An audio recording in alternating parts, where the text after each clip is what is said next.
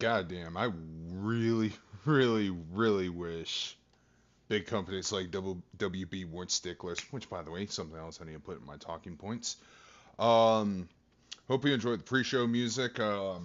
Used a couple of earlier checks, but the other thing I did use, I don't know if I'm gonna get copyright for this, but I'm not seeing anyone putting that song up for licensing. I'm not seeing it on Spotify. But that was the song Swing Time, which was used for the Sega CD version of Spider-Man versus the Kingpin. Anyways, I'm going to give myself a couple seconds, and then I'm going to unmute and say, hey, Squiggleton, how's it going? What up? Man, it's going to be a chill day. Oh, my day was exhausting. I was out in the sun. Everyone bought me drinks, and Al took me to a whiskey tasting. uh, of course, it's a whiskey tasting. How's it going? Oh, I'm doing pretty well. I had a super eventful week, so I actually have a lot to talk about.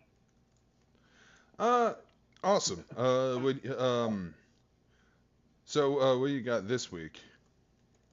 So I actually finished Love After World Domination. It holds up pretty well at the end, and I finally got the context of that scene you sent me where you're like, what the hell's the context of this scene?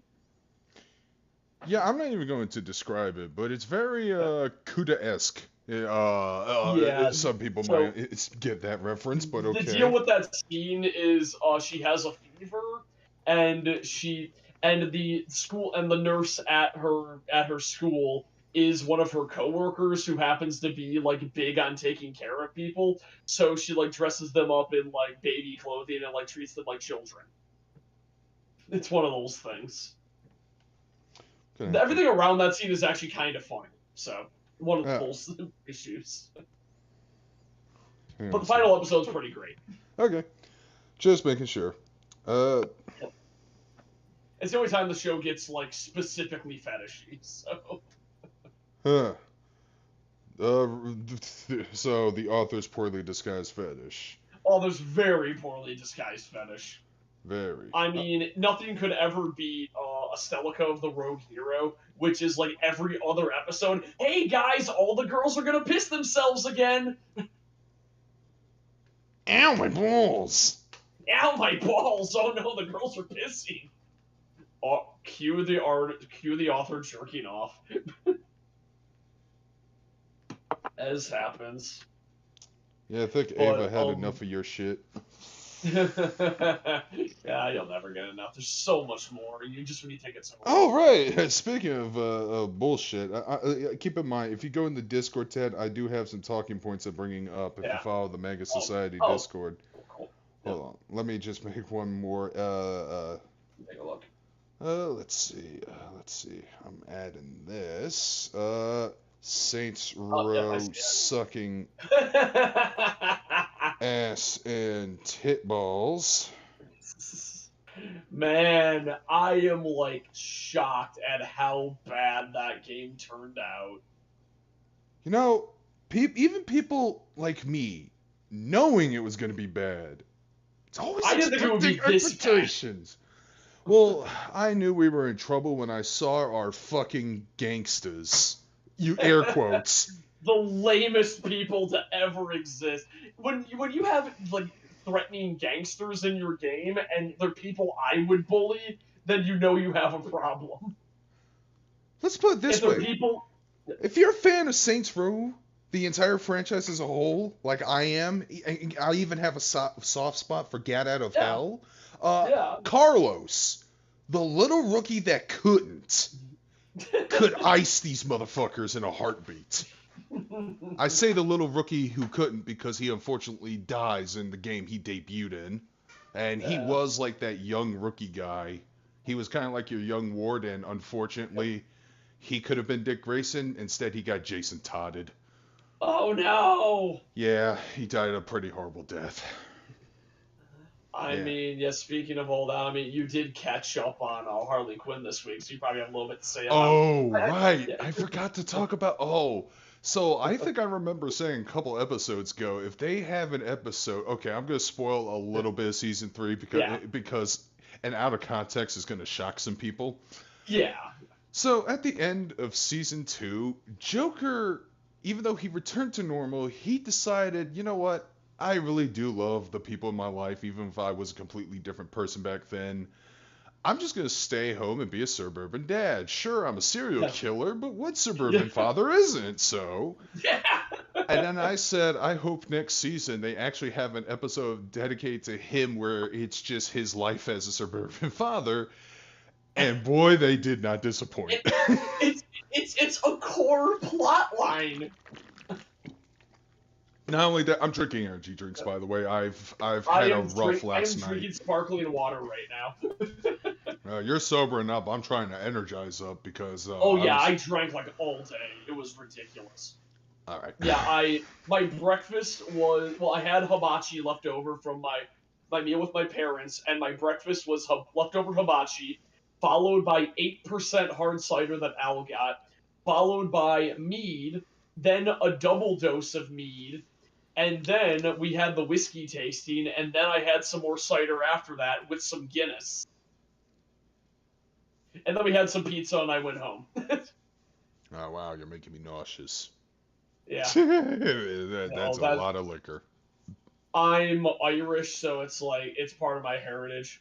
Speaking of which, it was like Highland weekend at the Ren Fair. So yeah, I went to the Ren Fair for my birthday. Al got me the whiskey tasting tickets, and he also bought me a sporran, which is like the kilt bag you put in front. So I came in, my outfit was just like moccasins and a kilt with like a typical t-shirt and like a shitty Party City hat that I had on, and I built my entire outfit there. I bought an otter pelt, I got a new hat, I got a sporran, I got a I got like a new vest for like that was leather, got like some socks and everything. So I spent way too much money.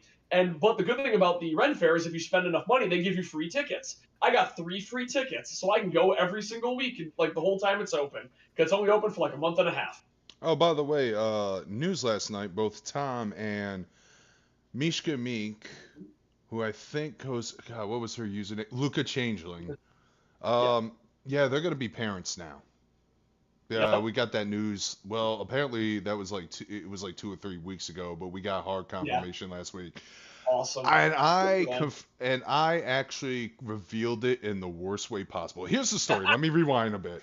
Yeah. Last No, go couple on. weeks back, when we were doing our when we were supposed to do our Dungeons and Dragons Mm-hmm. session, Tom and Misha said, "We can't do it. We're booked up on something." I was like, "Oh, okay, whatever." But we have something to announce to you guys. And Mishka made like an angry. Whenever she gets ticked off, she has images of cute little puppy dogs, but they're making the meanest facial expressions of all time. Like cute little floofs with really mean gremlin scowls. So that usually means she's not in a good mood or something. Yeah. So we actually got a little nervous thinking that something bad's happening or she's mad at one of us or whatever. So next week we tried to see if we can confirm it. It's like, we do have something to announce to you guys. So it's like, oh, you guys aren't having a divorce already or breaking it. And then they're like, We no, were no, no, so no, no. worried. And then, but Mishka said, oh, but it is life changing. And using the clues I had in my head, a couple making an announcement. It's not bad news, but it is life changing. Oh no, you're pregnant. I mean, congratulations. Yeah, I basically Danganronpa minigame that train logic right there. You know what? That reminds me of one of my favorite moments with Al that he brings up sometimes, where he was on my couch and I get up to make breakfast. He's staying the night at my place, and then I walk past like, "Yo, Jason, you'll never believe what they're making a remake of." And I'm like, "Zombie Nation." And I'm like, "How?" He's like, "How the fuck did you know this?" I don't know. It just felt right. And I had just nothing. He's still baffled by that, like that leap in logic to this day that happened to be correct. It's Skittles flavored. Yep. Oh yeah, them Skittles. No, actually, I prefer cherry. Cherry Skittles, the best Skittle. All right, Carnage also had a birthday. Turned 29. Happy birthday, Carnage. What the fuck? Why did John St. John wish me a happy birthday? Wait, not the John St. John. Where? No, look at my Facebook. John St. John wished me a happy birthday. 8 hours ago. Oh, 8 hours ago. Okay. I forgot. I actually met him and had a couple drinks with him at YomaCon. I guess I've been friends with him on Facebook, and he remembers me.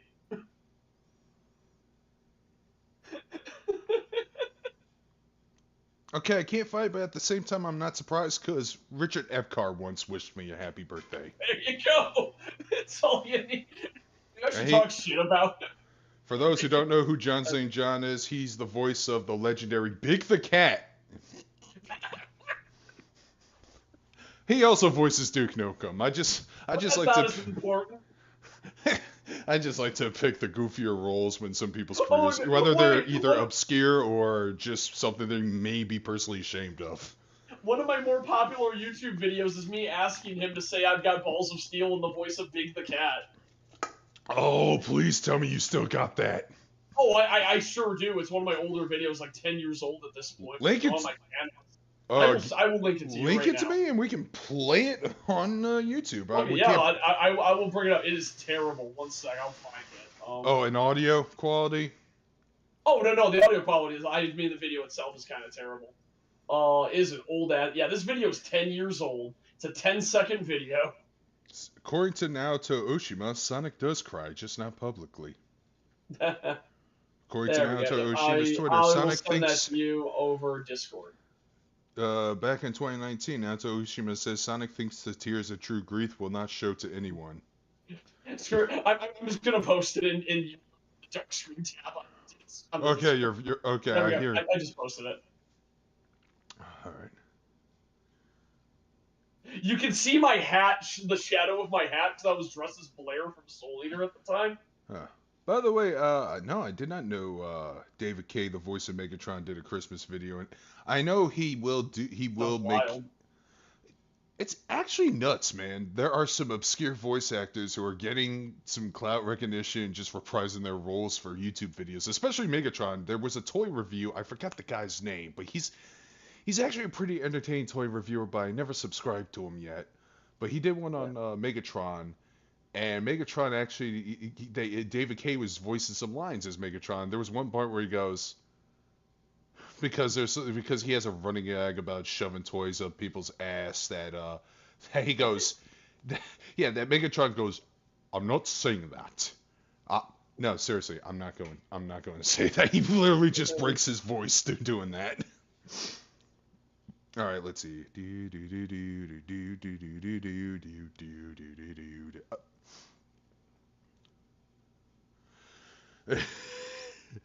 I got balls of steel, Froggy. All right, let's see. I got frogs of steel. Delivery for Jason. Okay, Mr. St. John, will you say I've got balls of steel in the voice of Big the Cat? Big the Cat? Really? Yes. Do it for the internet. Balls of steel. Thank you so much, sir. Oh wow, he didn't even try. Boy, he Okay, hates Big of the Cat. To be fair, that was the second time he did it because my phone didn't record the first time, so he had to do it twice, and we had to pretend we were doing it for the first time when I recorded that. Huh.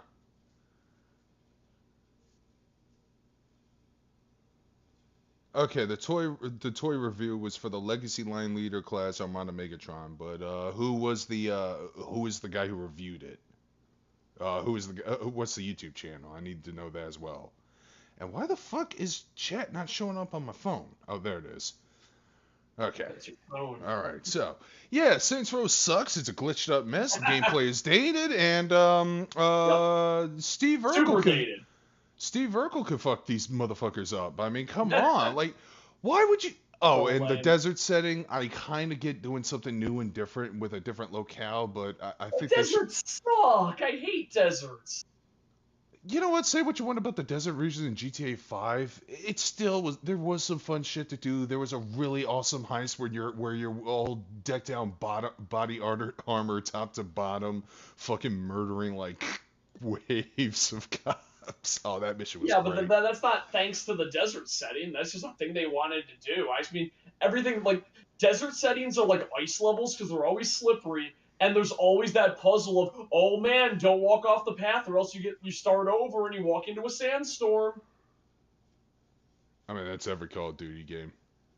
Well, I mean, I was thinking about the Ocarina of Time desert levels, and I hate those. And I was like, oh, the water temple's bad. Like, no, the desert's worse. Yeah, ice levels. I can still name some fun ice stages.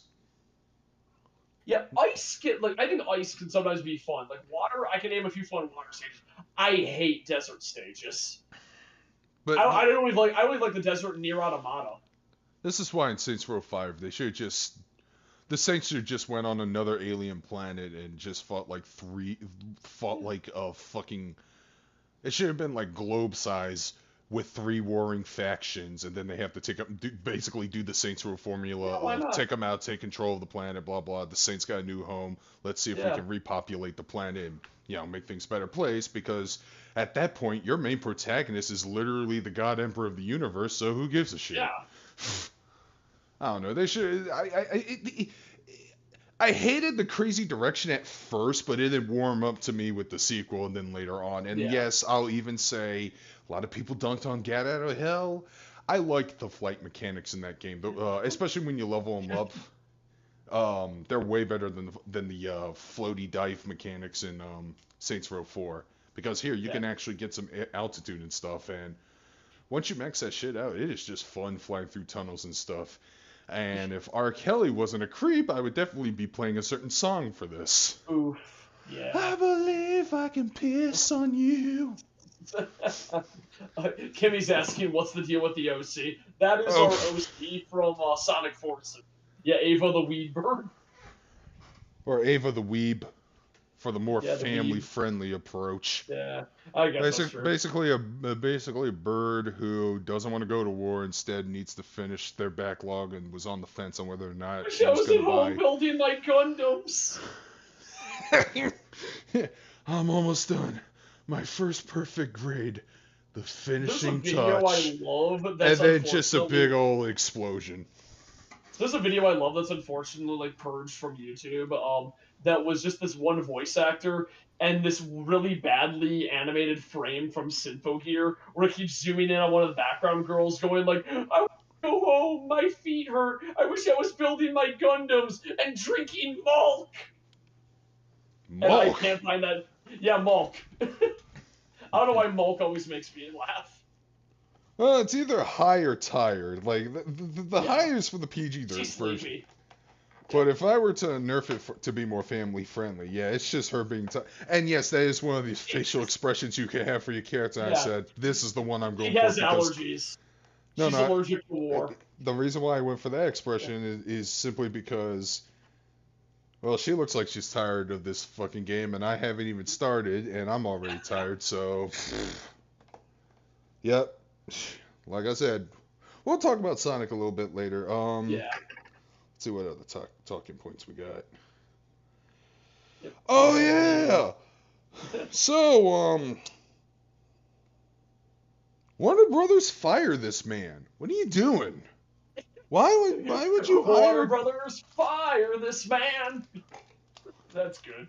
David Zaslav, in an attempt to save some of his own pocket money, ended up sinking $20 billion in the hole and permanently destroying any traces of the fucking Batgirl movie. So we'll never know if it's going to be good or woke shit. So I did not care about that movie, but the fact that they straight up erased it from the server and the director tried to salvage it, but he couldn't because it was just gone, makes me really furious because I hate lost media. Same here. I don't want to live in a world where we don't have like something that was meant to exist. I hate when people delete videos, and I hate even more when a movie is just gone and unwatchable. Like, that's terrible. By the way, you might want to switch microphones. It's still I have you on high volume, but it sounds I think I'm actually recording on the wrong one. 1 second. I'm just messing with my settings. I probably should have said something about 10-15 minutes earlier, but that's okay. Fair. Yep, that's what happened. It's my headset mic. Because she is. Oh my God! Never mind. It's even worse than that. 1 sec. Oh, it's probably. Okay, how's this? Oh, infinitely better. Yeah, you know what happened? It was my VR headset that was across the room was picking me up. Okay, that would explain why you sound like you're across the room. My bad. Nah, like I I said, I should apologize. have said something ages ago, but No, yeah, it's fine. That's fine. I'm shocked you could hear me. That thing's. oh, Yo, Zach's talking about Dunkachino. that suggests it was Dunkachino levels of bad. Yeah, well, now we're hearing mixed things, but here's my thought. This movie had a 20 to 30% chance of it being good. Like, I don't want to immediately jump and hit the W button until I see it for myself. I But I saw who directed it, and it's the people who directed Miss Marvel, which I know jack shit about because I don't care about that hero. It sure was mediocre. Okay, That's a well, shame 'cause the like Miss person who Marvel a wrote it, lot. So here's the thing, the person who wrote it, on one hand, she wrote Bumblebee, which was the best live action Transformers movie to date. On the other hand, she wrote Birds of Prey. So yeah. We don't I'll have to know. watch that. I'll have to watch that at some point. I mean, I can watch it on HBO Max for free. Oh, this fucking merger is so stupid. Do you It's know so bad. it's awful. But my take on that is I don't care how bad a movie is. I want movies to exist and be viewable. Hey, I a believe bad in preservation movie. of media. Also, a bad movie is something you can still put up there because hey, Oh, it bad sure movies is. make shitloads of mistakes, so other aspiring artists can learn from them. Yes. For example, as awful as that sequel trilogy is, at least it tells you the message. Hey, plan your shit in advance, you morons. Yes. They learned a lesson. Well, they probably won't use No, they that didn't. lesson. No, Smart they didn't. people.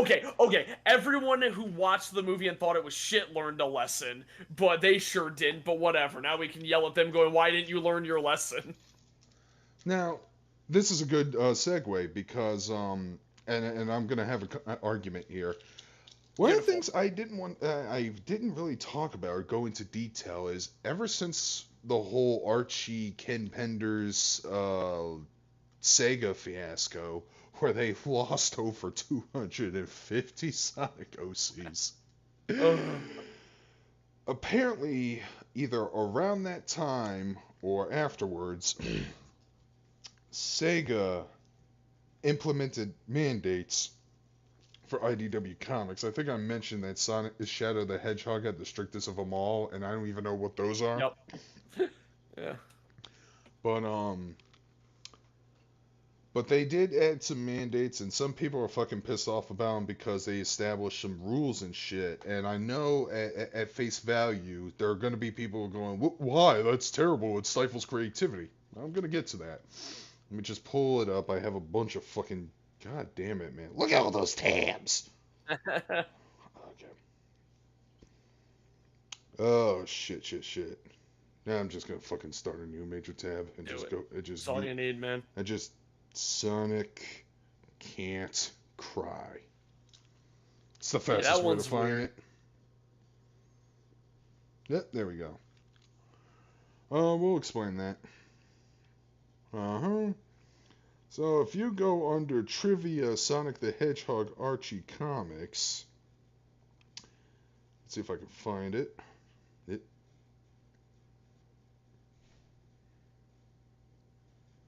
Alright.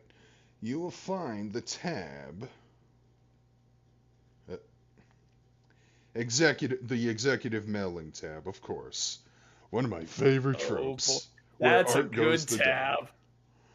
Yeah, well, executive mailing, you can find out a lot of trivia pages. In fact, it's probably, if you ever found out watch a movie and go, what the hell was that? Don't go to the wiki page. Don't watch a YouTube video first. Find the TV tropes page and see if you can find something in trivia section that would explain why creativity was painfully crippled. Alright. Mutant Mayhem. Good name for a TMNT subtitle, but I think that's something Seth Rogen is working on, so fuck that noise.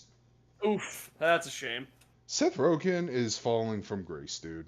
He is a decent voice actor, but he's always kind of playing the same character. But recently he's becoming kind of an asshole. Like, an asshole who is out of touch with the common man. Because he made some he made some fucking remark about something about his car getting damaged or whatever, and other people are like, yeah, well, if that happened to my car, I wouldn't be able to easily replace it like you could, you rich asshole. And he's like, well, fuck you too, dickwad. And correct. plus, he made Santa Inc., and I heard that got canceled. Thank God. That got removed from HBO Max. Yeah, unlike Close Enough. And Well, say no, it I with like just like Close Enough, but unlike Close Enough, say it with me. Nothing of value was lost. Fair enough. But again, I don't like it in any case when anything is like unwatchable for many reasons. Like there's a great line by like Gabe Newell that said piracy is a direct symptom of things not being easy to obtain. If something is easy to obtain, people don't pirate it, and I very much agree with that statement. Yeah, you know what, you got a point there. But here's the thing: people saw Santa Inc., so yeah, fair. People saw it. People critiqued it. Yep. And I'm pretty sure I don't believe it deserves to be unwatchable. Wait, it doesn't deserve to be unwatchable. It was made unwatchable. Well, yeah, exactly. But it does deserve to be physically unwatchable rather than metaphorically unwatchable. Well, there's probably people who made YouTube videos and stuff showing how trash it is. I could just resort to that. No, they definitely did. I've seen a few. Yeah, good quality. At least it spawned quality content of people dumping on shit, which, boy... That's why I love, even when bad things exist, you can sometimes get good things out of them. Like people explaining that they're shit. Like Red Letter Media dunking on Star Wars. The Plinkett reviews are better than the movies they're reviewing. True.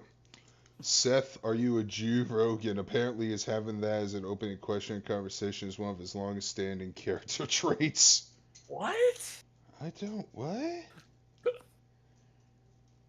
Does he seriously just pull an Archie Bunker and just every time he looks at somebody he goes, "Are you Jewish?" So I shared this on Twitter a while ago when I was trying to show. We're getting too distracted here. Sorry, yeah. Let me read the exact. We're going back to Sonic, and that's the other thing. Okay. This is the reason why I need a fucking clip shit. But anyways, shh. All right, I'm gonna read this because this is a huge list of shit. Yep. Season 3 on September 31st. Is Slappy Squirrel returning? Yes or no? If yes, I'll binge through 2 and get ready for 3. If no, I'm dropping it entirely. Sorry. Animaniacs is more than just Warner's and Pinky and the Brain. Yeah, I agree. Saying. Slappy Squirrel was my favorite too. Slappy was awesome. The Good Feathers were funny. Minerva Mink definitely ruined some kids, but Yes. We need to. It had a season 2. I haven't finished it yet, but I haven't even started. Yeah. I saw the trailer and I went, well, everyone's I'm like, still it missing. doesn't have Slappy Squirrel, so it's like I got really burned out. That was the problem. I'm kind of tired of seeing just the Animaniacs and Pinky and the Brain like every episode. I wanted to see more variety. Yes, really, man. Like Animaniacs was a variety show. It was a sketch comedy show in a way. Yeah. I mean, I didn't like all of them. Please don't talk over me. I'm trying not to raise my voice here. Oh, sorry. I'm trying to be quiet. Okay. Anyways. Yeah, apparently I unintentionally throw doll rooms, man. It's kind of weird. People compare me to Luna because I speak so loud. Yeah, you have to talk in you have to speak in the royal we and use this much volume when addressing our subjects. Luna rules. I can totally. Whatever you do, do not tell Wanda that I can obliterate her with the single whisper of my voice. Anyways, back to Sonic. The series had a lot of issues of Archie suffering this under Sega in the later part of its existence, with numerous mandates imposed over the comics. According to most reports, Sega had been somewhat laissez-faire towards the comics' creative direction for much of its first decade of existence, being mostly content to let Archie run the show more or less as they saw fit, to the point of their attitude towards the comic bordering on creators' apathy at times. Mm-hmm. Hey, what do you want us to do about this one character? Do whatever you want, I don't give a shit. As Sonic as a brand started to flounder after it started suffering humiliation after humiliation in the tail end of the 90s and well into the early 2000s, actually, off tangent, it seems to be a pattern that the early half of the decade is where Sonic flourished, and then the latter half is where it flounders. Like, think about it. When it Yeah. started in the early 90s, great. Mid to late, well, other than Sonic R, nothing. Early 2000s with the Dreamcast, well, I guess if you count 1999 with Sonic Adventure, but with Sonic Adventure, Adventure 2, it had died, but we still had at least Sonic Heroes and maybe some later games. But then, as the years progressed, Shadow the Hedgehog 06, Unleash. But then, early 2010s, and I don't care what the fucking Adventure 3 crowd says. Yeah, the comedy always didn't stick, but goddamn it, at least those games were competently programmed, so I enjoyed Sonic Colors and Sonic Generations. Decent games. But then the latter half, we had Forces and Team Sonic Racing, which is, boy, if that game wasn't so boring, I might have just streamed that as a distraction.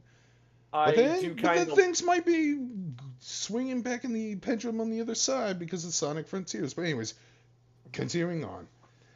I did like the Danica Patrick was in Sonic Racing. That was funny to me. Oh, Or was that Sega Team Racing? No, that was Sega All Stars Racing. Team Sonic Sega Racing All-Stars is something else entirely. Okay. That's the one that had Danica Patrick in it. No. Okay. Sega all of a sudden became extremely concerned with how their mascot was perceived by the public. Yeah, it took you that long. Yep. Hold on, I got distracted by my own snarky remark. They did. And put They new stricter rules as to how Sonic and friends could be depicted in media and set out to enforce them. As part of the process, Archie was wrangled in by Sega, who from then took a much more hands-on approach to the comic. However, as with the later IDW comics, writer Ian Flynn has frequently stressed that there was never a set-in-stone list of rules for the comics to work under, as everything was done on a case-by-case basis, and that rules could change and did over the time. Which is why when I'm reading the comics right now, a fucking zombie apocalypse just started. I shit you not. Why do they keep doing that in Archie and things related to Archie? Well, here's the thing. Because there was nothing and Ken Penders wasn't a gamer, he took it into a weird quasi Dungeons and Dragons fantasy-like setting, which, to be fair, Archie was based off of Sad-Am, and it was also going that direction. So as a result, we had like weird things like Sir Connery the horse and Knuckles being this all-time super god, and he was even green for 2 years, and as well as Sally Acorn fucking taking a dip in fucking orange juice and seeing the future, some crap. It was She had to be naked though. She had to be naked, which offended people so hard that in later reprints they actually clothed her. Oh, that's funny. That is funny. I didn't know about that part. It really is. All right. Okay, here are the mandates. Due to a lawsuit with Ken Penders, his characters, locations, or events cannot be used, mentioned, or named beyond vague references. Elements from the game Sonic Chronicles are off limits because of this legal mess. Yeah, he tried to sue EA and BioWare because the main villains on that game are known as the Nocturnus Clan. They are a group of underground echidnas with techno-fascist undertones, which almost perfectly lines up with the Dark Legion, Ken Penders' group of fucking underground army of echidnas with techno-fascist undertones. And both of them have a female echidna who splintered off the path and was going. One of them became a love interest to Knuckles, but Shade the echidna, maybe, I don't know. Yeah. But yeah, he sued him over that, and I think the case got dismissed a couple of times. But because the game was so poorly received, and yeah, that was like the first big black eye to BioWare as a company that day too. I remember the game getting poorly received, and I felt bad for BioWare. Poor BioWare had dealt with a lot. blah, blah, blah, da, da, da. I'm not even gonna read the rest of this because I already said it. Certain Yeah. characters, including certain ones from the games, are off limits to use, such as Eggman Nega, who is not only barred from unobstructed appearances, but can't even be fully named on panel. Mephiles the Dark and Black Doom. Who gives a fuck about those two? But okay. Yeah. Fucking Black Doom. Black Doom, he's canonically dead, and Mephiles honestly, sucks. I hate Mephiles. I also hate Mephiles. I know a lot of people like Mephiles, but I probably would like him more if he didn't look like Shadow the Hedgehog covered in rock I'd like him candy. more if he had a mouth. That too. I hate that look so much. Oh, we could animate a mouth, but we don't have the money. That's He's gonna probably bob his head and not have a mouth. That's probably the reason for him to be like that. Just like Dark Souls not animating character lip movements. Except for Andre of Astora for some reason. People got offended over Sally being naked, so I'll assume that was the parents, not Sonic fans. Man, parents don't read comics. Yeah, my parents can't read. Let's see. To use some characters. It also took years for characters like Cream the Rabbit and her mother to be allowed to appear in the comics, same with Emerald and Omega. Certain characters like Blaze the Cat and Marine the Raccoon had so many restrictions with what they could or couldn't be done with them that the most they could do was just make cameo appearances. And Blaze appeared a dozen times. From Man, what I'm reading. they could put in Vanilla the Rabbit, who's the size of an average human mother. Actually, I think she is in it, and I heard Cream Yeah. get some PTSD during the Metal Virus arc. Why are you torturing Cream? She's like Oh. 8. Oh, dude, you didn't, dude. Okay. Penders, man. No, not Camp Penders. This is IDW. Oh no! Stop torturing Cream. She baby. Well, anyways, so in one of when the holy shit, this is so fucking evil of him. Oh, it is. That's when he had amnesia and he was under the identity of Mr. Tinker. So as gratitude, he got on his, and I'm not kidding, he calls it a face ship because, okay, you know what the space colony arc looks like, right? Yeah. Just imagine that the face is detachable. That's what it kind of looks like. Oh, that's so stupid. That sounds I awful. know.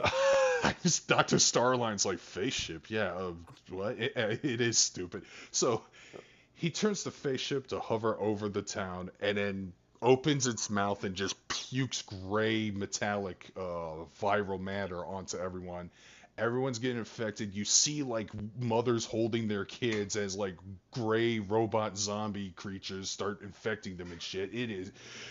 It's pretty brutal. I don't know why Sonic gets so brutal all the time. Like for like no reason. It's wild to me. I don't know, but I'm liking it so far. Fair enough. I like Tangle. Yeah. I'm gonna have to disagree with you there. Tangle's actually a lot of fun. Her tail actually has a hand on the end. Oh, I thought you said Tingle for a second. No, Tangle. What's Tingle have to do with this? Tangle the lemur. Oh, okay. Well, let me see what this character looks like. I think you'll like her design. She's got a very energetic look to her, and it matches with her personality. She's cute. No, I like Cream that. is in the IDW comics. Yeah.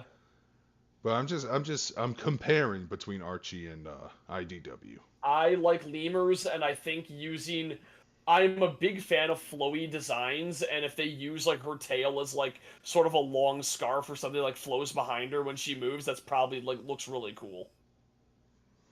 Game characters cannot have parents or relatives. Okay, you know what? That's a mandate I am totally for because saying that your fucking OC is related to a pre-established character is just such amateur fanfic bullshit. Oh, it's so not to annoying. mention, Penders has made this rule. He has broke that rule to an egregious degree that it blows my mind that Amy Rose, a character who's known for crushing on Sonic, has a cousin that looks exactly like Sonic, except dressed in Robin Hood. Oh yeah. What in the actual fuck? Why would you have... Oh, Sonic, you're hot. You remind me of my cousin. What? Who looks exactly like you. Except you're less cool. Also, Tangle's gay. Gay as in lesbian. Yeah. They haven't hard confirmed it, and they probably never will. But I can They believe probably that. won't, but whatever. That's fine. I don't That's care. fine. Like, it'll, I like it when it's not like the core part of the character. It's just a thing about them. It's like fucking good. Sexuality should be a boring thing about somebody. I agree with that. If your sexuality is the most interesting thing about your character, then you failed at writing a character. Carnage, I hate to break this to you. Not only is Silver in the comic, he has made a fuck ton of appearances so far. Yeah, he's the main character. But that being said, I don't like Silver that much either, but I didn't mind him. Him and Sonic actually had a fight with Dr. Starline and Metal Sonic, and I thought that fight was dope as shit. I'm thinking about, like, okay, because Zach brought up Whisper. Please don't miss Whisper. Please don't miss Whisper. Please don't miss Whisper.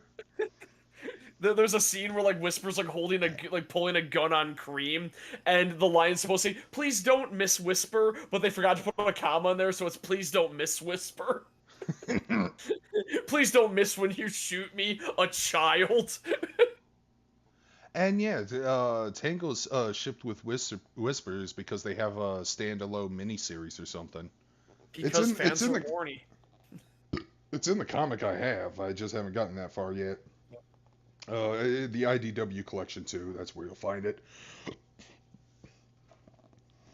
But yeah, Starline even almost killed Sonic and Silver at one point because he tricked Silver into like setting off explosives. However, Sonic at the very last minute saved him, even though Starline thought he killed him, which pissed Eggman off because A, he wanted to kill him, and B, he didn't want to kill him simply. He wanted to. This is what Eggman says. I could carpet bomb him any day. That's not enough. That's not the point. I have to beat him. I have to prove I am superior. There's a right and a wrong way to vanquish your lifelong nemesis, and you did it very, very wrong. And that's why Eggman ain't gonna kill Sonic so easily, even though he can do it anytime he wants. Oh my god, I'm getting Medaka Box vibes from that line. There's a really, really good line where, like, Kumagawa, the main villain, like, breaks his own character. Because there's a long-running gag that he speaks with brackets around his text to make him sound sarcastic. But there's a point where it's like, why do you even want to do this? And his brackets vanish, and he goes, I want to prove that I'm better than the main characters. I hate being, like, designated as a villain. I need to prove that I'm better than this. And it's such a good speech. Incest, it's the best to take your brother to test. It's the best, take your brother to the test. See, we got cool people in the we got cool people in the crowd making horrible jokes. All right, let's see. Game characters cannot have relatives. This also caused the continuity reboot to change things up, such as the fact that Uncle Chuck isn't blood related to Sonic anymore and that the title is honorary. In later pre-reboot comics, Sonic and Tails weren't even allowed to address their parents properly, only by their names. Fucking Ogilvy Maurice Hedgehog. Sonic's name in the fucking Archie comics. I kind of love that Sonic has the dorkiest name ever. That fits so well. Sonic had to be on every cover of the comic, with the exception of the Sonic Universe sub-series. Though there is a pretty good comic cover that I linked you to, the one with the bloody handprint. Yeah, that one's wild. What the hell's going on? That's the Metavirus arc. Oh, man. It's weird that it's a human hand. Yeah, when you point it out that way, I went, oh. Yeah, that is a human hand. Sonic has 4 fingers, I think. Yeah, they have they're rubber hose based character designs, so it's really weird to see a 5-fingered hand. I also find it weird that I gave my character matching colored gloves, so it looks like she just has really big hands. Yeah, it's great. So I could kiss that Sonic Underground epilogue goodbye. Yeah. Oof, yeah, well, that's super dead. Man, Sonic has like 5 moms at this point. There's Bernadette, there's whoever the mom is in Underground, and now there's Longclaw in the movies. And The there's mother will be found. okay. Sonic Sure okay. wasn't. Here's the fun part that most people Oh boy. Sonic cannot get overly emotional, which is often paraphrased or misinterpreted as Sonic can't cry, since Sega considers it completely out of character for Sonic to act like that. That one I'm also in favor of. It's not, he has emotions. He does Yeah. feel. You actually, and I'm noticing, Can't get overly emotional. That actually makes sense. That's actually fine. Like now that you say it like that. like, he can get sad, but he can't get sad because he got dumped by Sally, and Yeah. oh my God, I heard that after Sally dumped Sonic, yeah, that happened. Thanks, Carl Bowlers. Apparently he went on a weird. He was trying to find a rebound real quick, and God, it's sad. This is why I don't give a shit. This is why I don't give a shit about shipping wars. I think shipping wars are pathetic, and I want to end the wars. Yeah, so well, that's totally the thing. It's like, yeah, Sonic can't get overly emotional, but he could have like a single tear when he's like kicking someone's ass or something, which I always think is kind of badass. But like, man, I think about this. I'm like, don't you wish there was a set of rules? Like, I don't know, Luke Skywalker can't be cynical. Luke Skywalker can't refuse to train anyone. Luke Skywalker can't be afraid. Now, you still want to train Rey because Rey sucks. Luke Skywalker can't train Rey because Rey sucks. That's officially the Luke Skywalker will not refuse to train anyone except Rey because she sucks. These are in the rules. They wrote rules about how much Rey is a bad character. Now this is weird. Now I'm referring exclusively to Archie. From at least 2013 and on, if not earlier, the name Mobius cannot be spoken or mentioned as the name of the planet. That is odd. And is not even allowed to be just called Earth either. It's now just known as Sonic's World. Despite the fact that the Anthros in the world were still called Mobians, but whatever. Yeah. Yeah, I don't like that because it's like, why wouldn't you name the world you're on? Like, the name Mobius, it's just the name of a thing. It doesn't change all that much. Because Sonic's the localization with Sonic got really fucked. Apparently it was Earth the whole time. But then in the video games they went with Mobius, and it's how great would it be if they did the Planet of the Apes twist to reveal it was Earth all along? They did! I hope the Statue of Liberty was Sonic's head! Oh. No, I mean, Mobius was revealed to be a post-apocalyptic Earth. Oh, I did not know that. That's awesome. I mean, yeah, because it predates Adventure Time, so anyone thought that concept was original. Sorry, I hate to burst your bubble, but you're wrong. Man, I wanted to like Adventure Time, but at the point I eventually stopped watching because I lost so much like investment as it went on. Yeah, too much lore dumping, too much weird retcons and revelations. It didn't need to be like the lore did not need to be that dense. You know.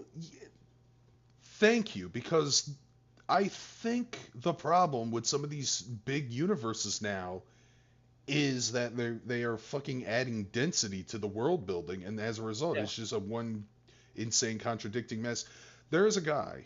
It becomes less interesting when there's no mystery in the world. I'm sorry, I don't like being interrupted that much. Sorry. I just want to say a quick thing. Now you can continue. Okay. There is a guy named Retro Blasting, or it's actually a YouTube channel. I think it's ran by a married couple, but one of the I forgot his fucking Michael. He did a video about fan edits to certain films and shows, and he was talking about something called the Patterson cut of Obi-Wan. I'm just gonna give you the cliff notes on this. It's reduced to an hour. It's not a miniseries. And that unlikable character that nobody likes that Disney was trying to reel behind, Vera, she is presented to be completely irredeemable, and she gets legit killed off. She doesn't have that stupid scene where she attempts to kill Luke or whatever the fuck, all that. But he still complains that ever since George Lucas said Leia was Luke's sister, even then it ruined a whole lot of continuity problems. It made a whole lot of problematic stuff, and it fucked up Obi-Wan's character because it just makes him a lying shitbird, all that kind of stuff. Because George Lucas hates his wife Mara Jade. Yeah, that's probably because he didn't invent him. But I kind of get it. Yeah. I've been meaning to look up how they handled Eggman Robotnik in the first movie. It is 60% Jim Carrey, 40% mad scientist Eggman Robotnik. Yeah. Jim Carrey was having a good time. I actually like Jim Carrey's Robotnik. We're going to get to Jim Carrey soon. Yeah, we will. Oh, Antoine Bunny, they don't exist anymore. I don't even... God, sorry, Sad fans, but you're just going to have to let it go. I don't think they're ever going to go back to those characters. I know Flynn is pushing for them. Maybe I'm wrong. You know, every time I just tap, that's when something down the line I can get contradicted. I don't even know who the fuck Mara Jade is. I never read any of the expanded material of Star Wars. I heard about it. I heard good things about it. She's a hot redhead. I don't care. Oh. That's all I know. Oh. Here's my favorite. We were talking about shipping wars. None of the game characters can have a steady relationship, and Amy cannot like anyone but Sonic. Sonic and Amy cannot date at all, as they would lose their dynamic. I wonder what the note said. Yes, this sync Sonic Sally, not Ian Flynn. Oh, is he getting mishated for it? It bears noting that this mandate actually goes as far back as the earliest comics, as Sega heavily restricted that what could be done with Sonic and Sally's relationship, much to the writer's chagrin. None of the game characters can have character development unless Sega approved. Sega characters cannot be changed in any way unless they approve. No Sega characters can die. That's fine. Who the hell wants to see a comic where Knuckles dies for no reason? Sonic always has to win, which is true. It's his fucking comic book. Yeah. I mean, it's exposing of the business. It's basically saying, oh, John Cena. It's basically like it's a John Cena versus Edge. We know John Cena's gonna win. It's obvious. It's fucking booked that way. But hearing that rule, which made everyone accuse him of being a Mary Sue. But like I said, I don't mind if he has an antagonist that whoops his ass a couple of times.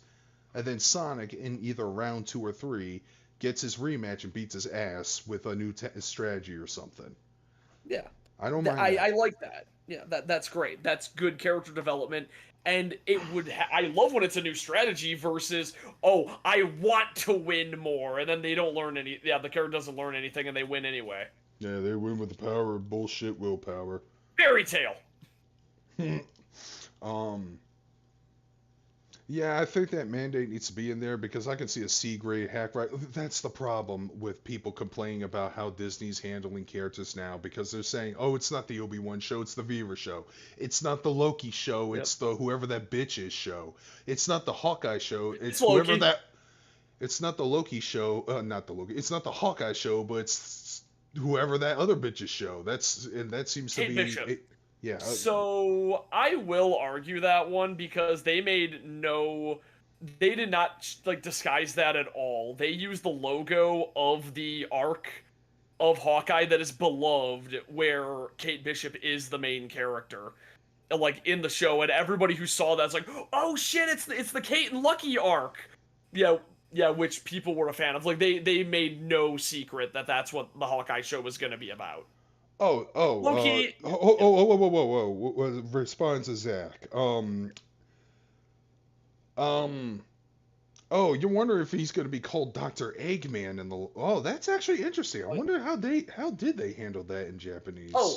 He's still called Robotnik, but Sonic calls him Eggman because his robots looked like eggs. Yeah, that was the thing. So you're the Eggman. Okay, yeah, that was the explanation in the actual film. I just don't know if that was the same over there as well. Oh, yeah, good point. I'm not sure. Zach is right. Your hero can lose a battle, but they have to win the war. That's a good way of wording it, actually. Yeah, I like that. That's good. Second character. Even if Eggman does get the upper hand for a short period, Sonic has to. By the way, going back to that metal virus arc, Sonic is infected, so stakes are pretty high. Oh shit. He can't get near his friends because he doesn't want to risk infecting them. And the only reason why the infection isn't spreading as fast is because his speed is kind of decelerating it, or sometimes reversing it, but not outright curing it. He's got Zombrex mode on, okay? Man, delivering Zombrex in like a series of really stupid outfits was one of my favorite things, especially when you adopt a tiger and just give it to your daughter in Dead Rising 2. Alright, what's the next one? None of the casts are allowed to change their wardrobe or wear any different wardrobe at all, no matter what the story context would demand. However, there are some instances near the end of the comics run that avert this. Oh man, I want Knuckles to have his adventure hat again. Yeah, From the I love OVA. that hat. That hat was cool. Yep. Give him that cowboy hat. Well, what if Amy wants to try on that old classics dress? I don't know. Originally, the Sega cast couldn't be implied to have aged to the point where they are now, or age further, but okay, fine. I'm just gonna... Characters originating from Sonic Underground, OVA X cannot make an appearance. According to a Q&A by Ian Flynn, this is due to Sega not being keen on giving attention to any past incarnations of the franchise. You prideful bastards. As such, they forbid the use of any character from the aforementioned pieces of media. Curiously, Underground was barred from being included as early as 1998. Well then. Part of why Knuckles and the Echidna race had so much build-up back in the day is that Sega vetoed ideas that were originally meant for Sonic, yet went through with no problem applied to Knuckles. Yeah, those mandates were strictly mostly on Sonic, but Knuckles, that's why Ken Penders just kind of ruined Echidnas back then. He made 1 billion of them. It's like, nope, it's the Echidna show now. All Okay. Echidnas all the time. Sonic's cowboy disguise from the first film. That's pretty funny. Yeah, it was pretty funny. And it was a disguise. Yeah, so that's different. Yeah. And then it would be like, oh, okay, you know what? It is a costume the way I played, but like the mariachi outfit in Metal Gear Rising. Oh. I thought you meant the mariachi outfit in Mario Odyssey. That one's a good one too. Yeah, I don't care if people got... Hell, Magus, who's Mexican, always wore the mariachi Mario. Mexican people love that shit. We also love every time people complain that something's offensive to Mexican or Hispanic people, the Hispanic community's like, "What the fuck are you talking about? We love it." Every time, Speedy Gonzales, Tequila Gundam, Every single time. Mario's costume. Like, stop. If they're cool with it, then stop being so pissed off, Whitey. You're so chill every single time. Yeah.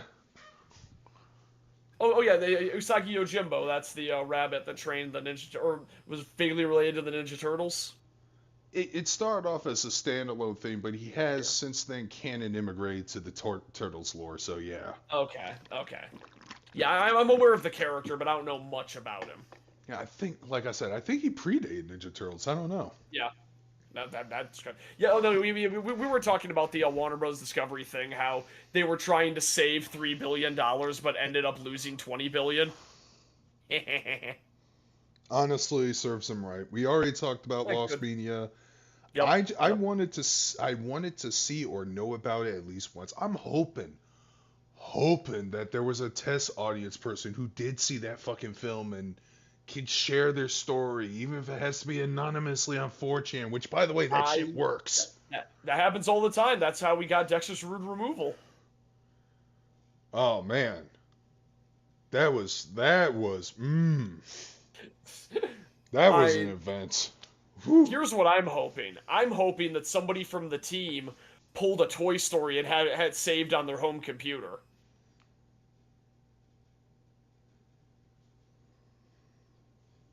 Yeah, did you remember that story from the making of Toy Story? No, what? It was saved on the computer, yeah, but no, I don't know the story. Okay, so when they were making, I'll make it quick, but when they were making Toy Story, there was a point where they like formatted a hard drive by mistake, like there was like a power outage, like a flood or something, and they lost everything. But thankfully, one of the animators was working from home at the time, and she had a slightly older copy of the movie that was saved on her computer, so they picked up development from that point that she had saved on her computer. All right.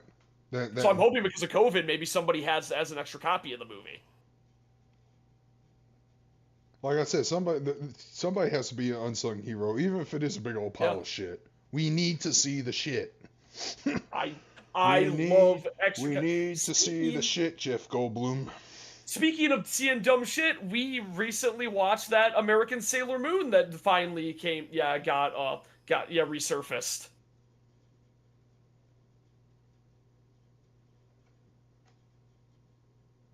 Oh, okay. The last two mandates I want to talk about was Ian wanted to like do a Mecha Sally conclusion plot, but the whole Cosmic Super Genesis Wave thing happened, and only one male Sonic is allowed to be on screen or something.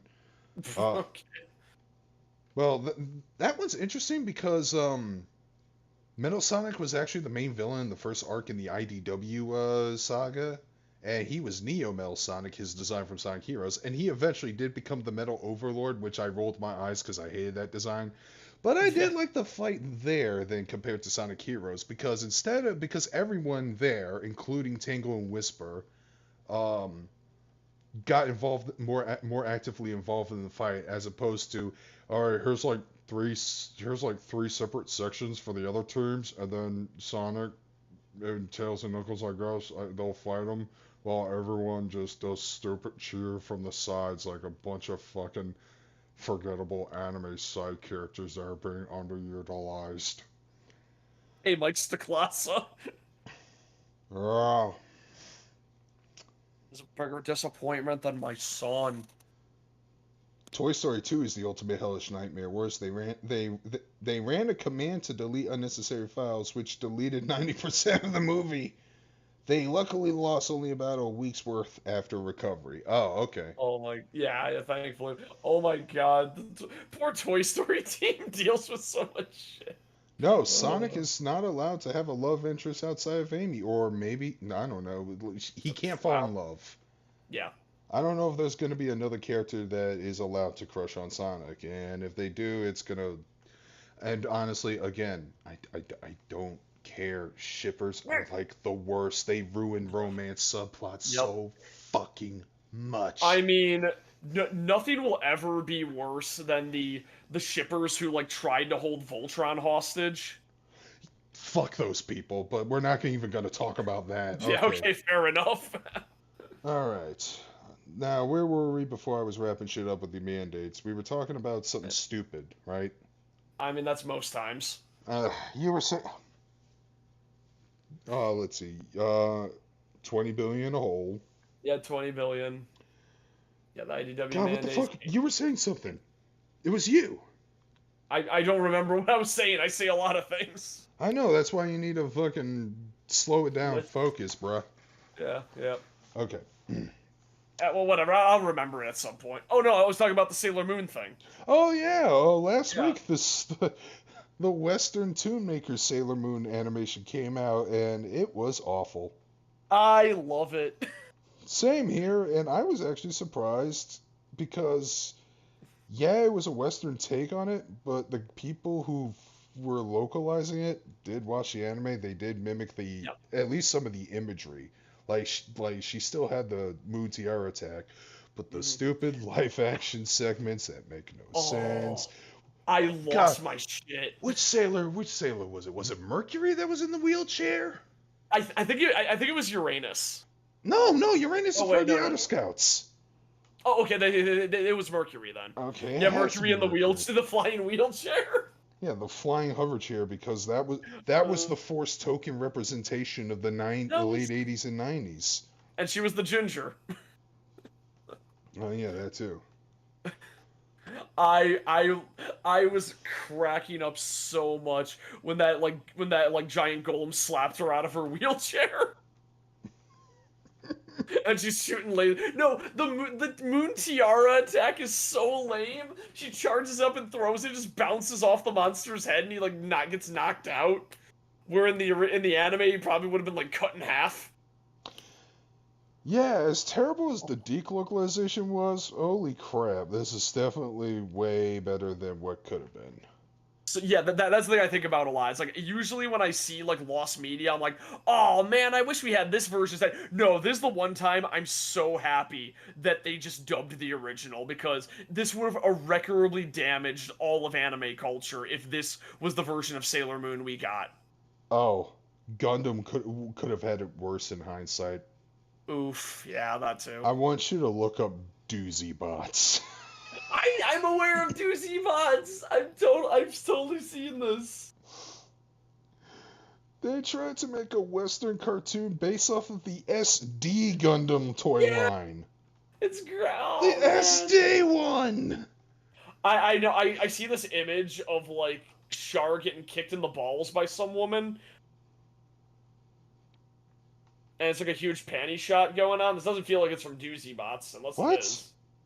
I don't know what the hell this image is. Fucking private text me that so I can I'm understand going the to. context. I don't know what the fuck this is, but there we go. And then there was almost a Western adaptation take of Space Adventure Cobra, and that would have been a weird production because, get this, it was still going to be the same team from the anime, but they were going to add new animations for the storyline changes that they were going to do, which would have made it suck because it would have turned Cobra a charismatic space pirate anti-hero who has more to do with Han Solo than anything else into a generic chosen warrior of destiny superhero good guy, poor man's Luke Skywalker.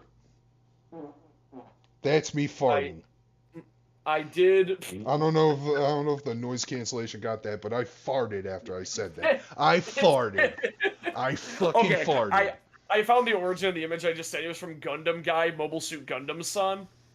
Okay, but who is the woman kicking? Is it fucking Sayla? Is it fucking Lala? I have no idea. I don't know anything about Gundam, but I can recognize Char. Wait, where did you post it? I sent it to you directly in a Discord DM. Oh. Yeah, it's Lala. I think I remember this. I think they were like comedy short segments. Yeah. Oh no, I could definitely tell it's a comedy short from the art style. Yeah. It looks very Hetalia. It's Lala. Okay. It's Lala Sue kicking Char in the nuts. Yep, and getting a panty shot while she does. Yeah, because it's a meaningless panty shot. Yep. All right. Me and Al were losing our shit because we were watching Tecmo Bowl clips on YouTube, and I'm like, why is there a panty shot in every single halftime show? And then it cuts to like Tecmo Bowl on the GBA with, yep, cheerleader panty shot, and we lost our shit. I can't handle panty shot fan service on the Game Boy. Let's see. So, Gamescom happened last week, and normally I would ignore the presentation, but two things of notice. Well, I don't know if they showed this in the game. I had to go to work when the second hour was happening. Yeah. So I don't know if this trailer came out, but information about The Devil in Me, which is coming out real soon, sometime in November. The latest entry in the Dark Pictures anthology. Squig and I actually streamed one of their games. Which one? House of Ashes. Same team that made the Quarry, which I streamed a bit of that game earlier this year, and I still like the game. I think this and Until Dawn I think they're evened out. People are saying the Quarry is good, but not as good as Until Dawn. I think some. I don't know if I don't want to say nostalgia goggles because it's not that old. No. But I want to say, because this might be a lot of people's first supermassive game, and this was the first style, they may have some. Yeah. I have some criticisms for Until Dawn. The biggest one being that, boy, I hate the characters there more than compared to the Quarry. The Quarry had the kid from Detective Pikachu in it, so that guy's cool. Yeah. So I will say that yeah, me like judging anything compared to Until Dawn's gonna feel weird because my memory of Until Dawn is very much colored by how good of a time I had playing it. Because me and my buddy were just Oh, passing it's a off the good game. controller. Yeah, we were passing off the controller and we actually played Until Dawn. We started at like 10 at night and then we played and we finished the game when the sun was coming up. Oh, that must have been a hell of an experience. It was a great experience, but by the end I was so drunk and tired that I fucked up the final QTE and killed Hayden Panettiere. Oh no. So who survived? Everybody except Hayden Panettiere and I think Matt, the black guy, but like we both agreed that the way he dies is kind of bullshit. So. Well, he has a couple ways dying bullshit. Yeah. Was it the one with the moose? It was the one. No, it was the one where he Gets hooked. He gets hooked. He fires off the flare, but it was a thing where he'll fire off the flare automatically unless you disagree with his girlfriend enough. But if you agree with her at any point, he obeys her and fires off the flare without thinking. But he needs that flare to survive and shoot the creature. So it's like, oh, fuck off. Or I think I think you It was can. something like that. I think you can disagree with her and then get him into a safer situation that didn't need the flare. I think, but yeah, I know. The logic we had when we were playing was that we're gonna play these characters the way we think they would act. Like, oh, he would give in to his girlfriend every time. He's kind of spineless. Let's just do that, and that's how we her played girlfriend every is character. her girlfriend is such a cunt that I actually shot her in the face. It was the most cathartic thing ever. She survived my game, but yeah. She is the stark opposite from the Asian actress in the Quarry, because that character, with the exception of one thing, I thought she was pretty cool and was very capable. That's always good. Yeah, she was a really unlikable character. She does have another awesome death. If you fail a QTE, she just gets caught into a grinding machine. Oh my god. Yeah. You didn't YouTube all the potential deaths in that game. That's what I do after I do like 2 or 3 playthroughs. But it was years ago. Okay. Man, Hollywood doesn't have the fucking cojones to make a Western adaptation of Tenchi Muyo. If they attempt that, and trust me, no, it won't. Fuck you, no, it won't. It'd be cool if you had somebody who knew what they were doing, but they won't.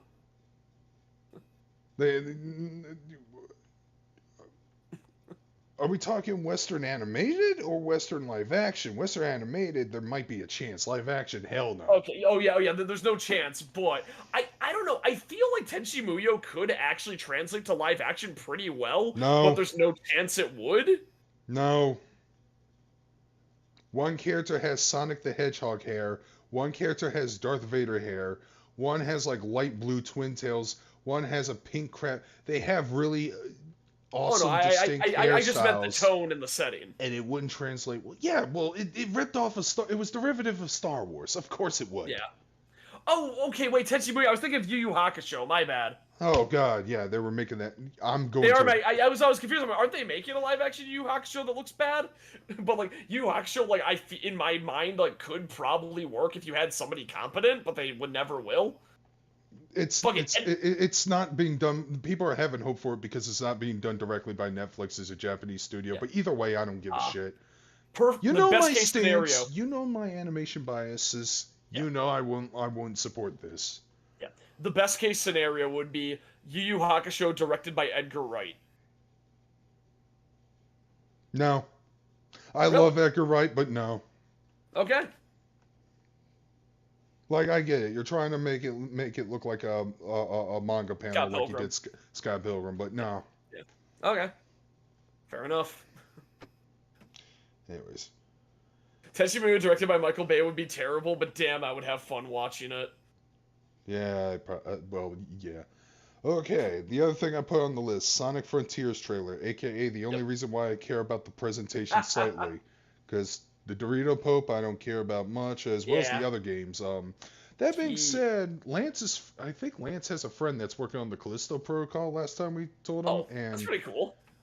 And it's just Dead Space in prison, and since there hasn't been a Dead Space in forever, let's give this spiritual successor a potential spiritual successor a shot. Yeah. Because, I mean, I guess allegedly there's supposed to be a Dead Space remake, but I don't know if that's gonna happen or not. And if it did, I don't care because EA is cancer.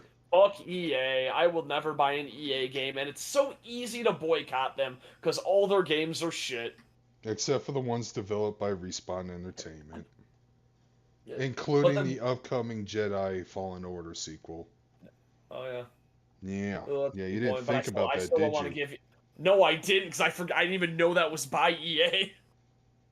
I mean, That's the power of having a union. I would boycott too, but Respawn would suffer for it, and that's a developer that actually knows what the fuck they're doing, despite Yeah, and they being have a screwed. union. No, that's fucking DICE. Oh, that's my bad, okay. God damn it, dude. Sober up quick. I would say I'm pretty sober, but it's mostly just the fact that I'm exhausted. You don't sound Yay. exhausted, man. What? Oh, I'm just slap happy. That's the term. All right. Okay. So, Sonic Frontiers. When it showed off the basic level stages, I think they're known as the cyberspace or flashback missions or whatever the fuck missions, aka it's an excuse to use Green Hill Zone again. Except we're gonna put Sonic Unleashed's first stage layout design up for some reason, almost beat for beat. Those looked okay. The open world parts where Sonic is running around this nice grass, and I don't fucking care if they asset flip from Phantasy Star Online New Genesis. I am actually in favor of asset flipping. Agreed. For the sake of the developers, so they don't have to get crunched for shit. So I can't stand criticisms of people complaining about that, because I just want to fucking grab them by the neck and say, God damn it, it's your fucking fault! You're the reason why that Johnny Programmer had to miss his son's fucking baseball game. Because the horse testicles weren't shrinking realistically enough in the cold. Exactly. I do want to do a video on this, based on that image. I want games to have worse graphics, be shorter, and made by people who don't have to work as hard. And I am not kidding. Yeah, I'm not. I mean Sonic that. Quote. Yeah, and I mean that like wholeheartedly. I do too. Hey, you know me, guys. I'm not a big graphics whore. Even the visuals of the new Saints Row game, they don't look that impressive, but it didn't bug me that hard either. I don't care about the visuals. The game just is shit. The game is the overall game is shit though. You know, Trails of Cold Steel, not the best looking game, still one of the best RPGs ever made. Yeah. Yeah, like speaking of like graphical stuff, like the graphics for Soul Hackers 2 aren't that great, but damn, the character design is top notch. Do you think Sonic would be any good if it was operated by 2K? No. Oh, hell God, no. No. No. Give it to the Yakuza team. Yeah. Give everything to the Yakuza team. Fucking give it to Atlas. Well, yeah, that's the other thing I was saying. You know, the idea of Sonic Chronicles was pretty mid. Sorry children who don't like to hear that. But the idea of a Sonic RPG, especially when the company has not only Atlas, but the studio that made Yakuza Like a Dragon, you know, if you just fucking fish out to either of those two, maybe you could get something good out there. You can make chicken salad out of chicken shit. Yeah. Yeah. Especially when you have a good studio. Where is everyone else? Everyone's been quiet. Oh, it happens. Yeah, but and everyone always wants to ask questions, then they run out of questions. All right. But, just a Yakuza Sonic. Yeah. Yeah, You why probably not? could do something like that. You could probably put him in a hub world that looks like God, what was it? City from Sonic Adventure. Like a Sonic version of Kamurocho or something. Yeah. With like, you know, anthropomorphic characters and maybe some badnik robots to fight and stuff. Maybe Sonic can do karaoke and throw darts with Amy or play Virtua Fighter. You think I'm joking? No, I know you like this. Or I don't know. How about, hey, Amy is managing a children's baseball team, and you have to play baseball mini games, the batting cages. I would pay money for that. It's all dumb. Dude, And Fist Yakuza's of, got the best minigames. Fist of North Star Lost Paradise. Kenshiro was a bartender. Hell yeah. You know how awesome that was? It was Shake, so shake, good. shake, shake, shake. You are already drunk. Oh. Not a Sonic game built like Yakuza. I mean, a Yakuza game where everyone is a Sonic character. Isn't that what I why just not? said? Yeah, that's what he wanted. Not a Yeah, Sonic game built like Yakuza. I mean a Yakuza game. Oh, you want Kazuma Kiryu to run around collect rings? Is that what you mean? I feel like there's already a mod that turns Kiryu into Sonic. You know, you could just make a Sonic OC version of Kiryu. Make him Kiryu the Dragon and Majima the Mad Dog. There.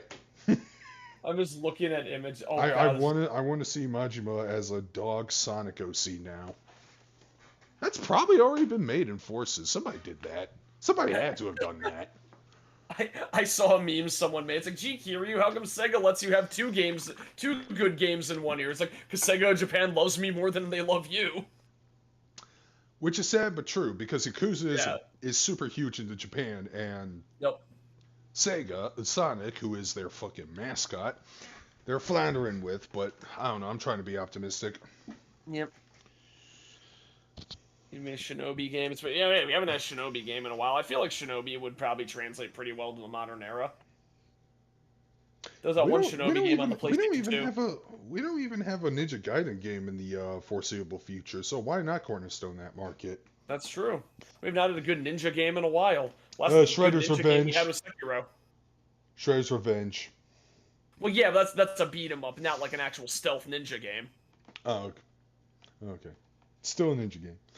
Well, yeah, it's the Ninja Turtles, but just get a little backhanded there. Yep. Okay, I actually want to focus on you again.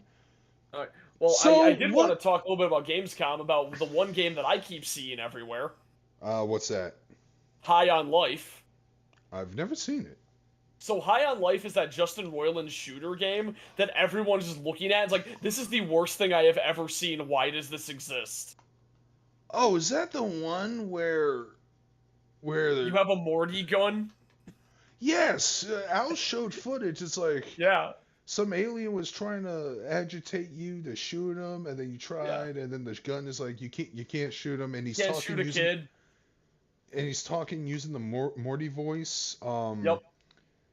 Yeah, Rick and Morty humor. I think people are getting fucking tired of it real quick. That's the issue. The thing is, I liked Rick and Morty, but like Rick and Morty fans ruined it forever. Yeah. And also, it's very like repetitive. Is it made by Dan Harmon, or is it just Justin Roiland? Just Justin Roiland. Okay. Yeah, I can see that. He also made Trover Saves the Universe. I heard nothing about that game.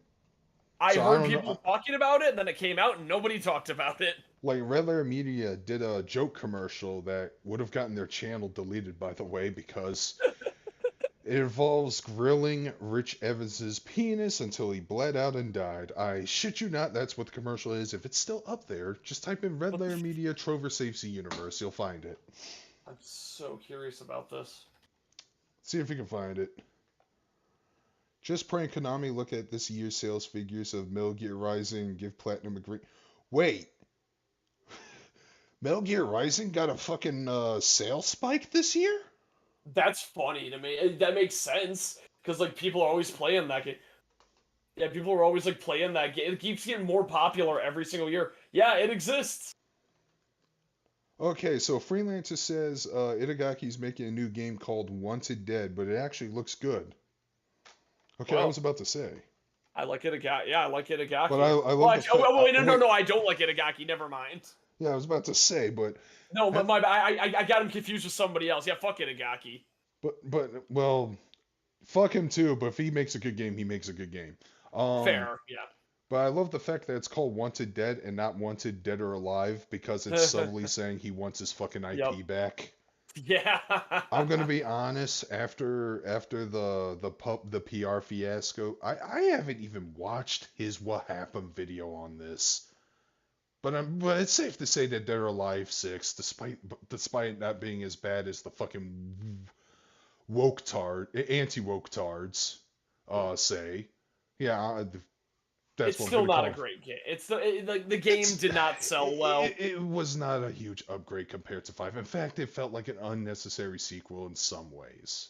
Yeah, and And they think they can fucking sell $3,000 in costume yeah, DLC again. that's what I'm saying. The DLC is what killed that. It's like, why would you have that much DLC in the game? It like ruins all interest when you're like, what? Why would I play this game when I'm not paying for a full experience and I need to pay $3,000 to get the stuff in the game? It's ridiculous.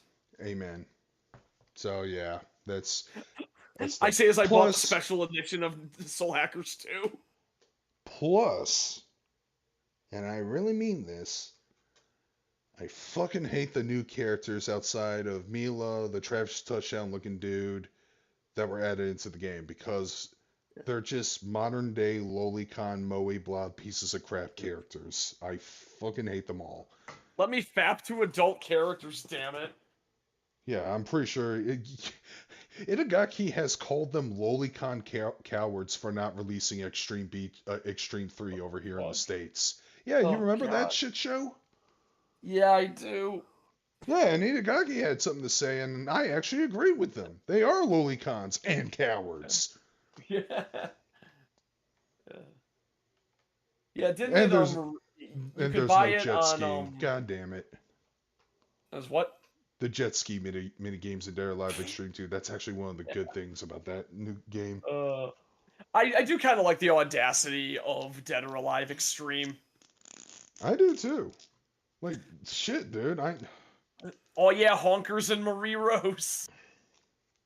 I love that everybody calls Hanukkah Honkers. I fucking hate honkers. I do too. She's terrible. She's an awful character. She's an amalgamation function finder too, meaning she doesn't have an original bone in her body, literally. Oh god, that sucks. I hate function fighters. Yeah, I gotta have. There's gotta be another word for it. I could say Dural clone, but nobody knows what the fuck Virtual Fire is anymore because Sega killed that IP. She's an Echo Fighter of Dural. Well, Dural's a Virtual Fire character, and Dural didn't show up in Dead or Alive like the other Virtual Fire characters. Yeah, she's a Caliber kid.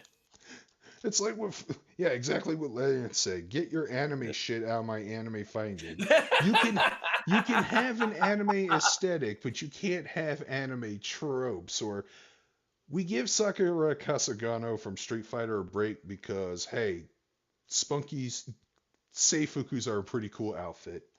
Yeah. Plus, I actually like her as a character. She's cool. Sakura's fun. It's like, oh, he could do that. Let me try. Can we get an anime fighter that goes extra hard on the anime and you get like that dude from Lucky Star who runs the manga shop who's just screaming and like Gurren Lagann shit's happening behind him? Oh, if said anime fighter is like 1980s anime fighter, then yeah. That'd be awesome. Oh wait, that's Evil Zone and it's terrible. No, that's 90s. Oh, that's 90s? Oh, yeah, never mind. We need some... I want an 80s anime fighter. That'd be fun. Yeah, like, imagine an anime fighter where it's aesthetically matches, not with the 80s, but with the 70s design with the hard stencil line stuff. Like, I don't know if you've seen old Tiger Mask footage, but that's what I want. I want that look. That's kind of what Concrete Revolutio was. It was, like, based on 60s anime, and that's why I liked that anime so much. Wait, which fighting game? No. It was an anime. Concrete Revolutio was based on like 60s and 70s anime, but it was all in the same world. So you got like Astro Boy like hanging out with like Gundam pilots and like Sally the Witch style magical girls. Get your anime shit out of my anime game. That was a term Lance and I would share with each other. So yeah, Sonic Frontiers. I even saw some leaks, and one of the funniest leaks ever is a cutscene of Dr. Eggman, who is like stranded in the middle of a city on concrete, and he's like observing his surroundings. And I saw that image. Yeah, it's like where the fuck? But they actually showed subtitles, and he's basically saying that he's in cyberspace. And he said whatever this place is, it's more technologically advanced than his stuff. Note to self: never admit that out loud. Yeah, an actual line he says. That's pretty funny. And he is giving me some of that IDW Eggman vibe. He really is. Because goddamn, IDW Eggman is a real bastard. He's bringing Thank you, back that. Ian Flynn. He's bringing back that old Dean Bristow energy. You know, the guy who voiced him in the adventure games. Yeah. Yeah.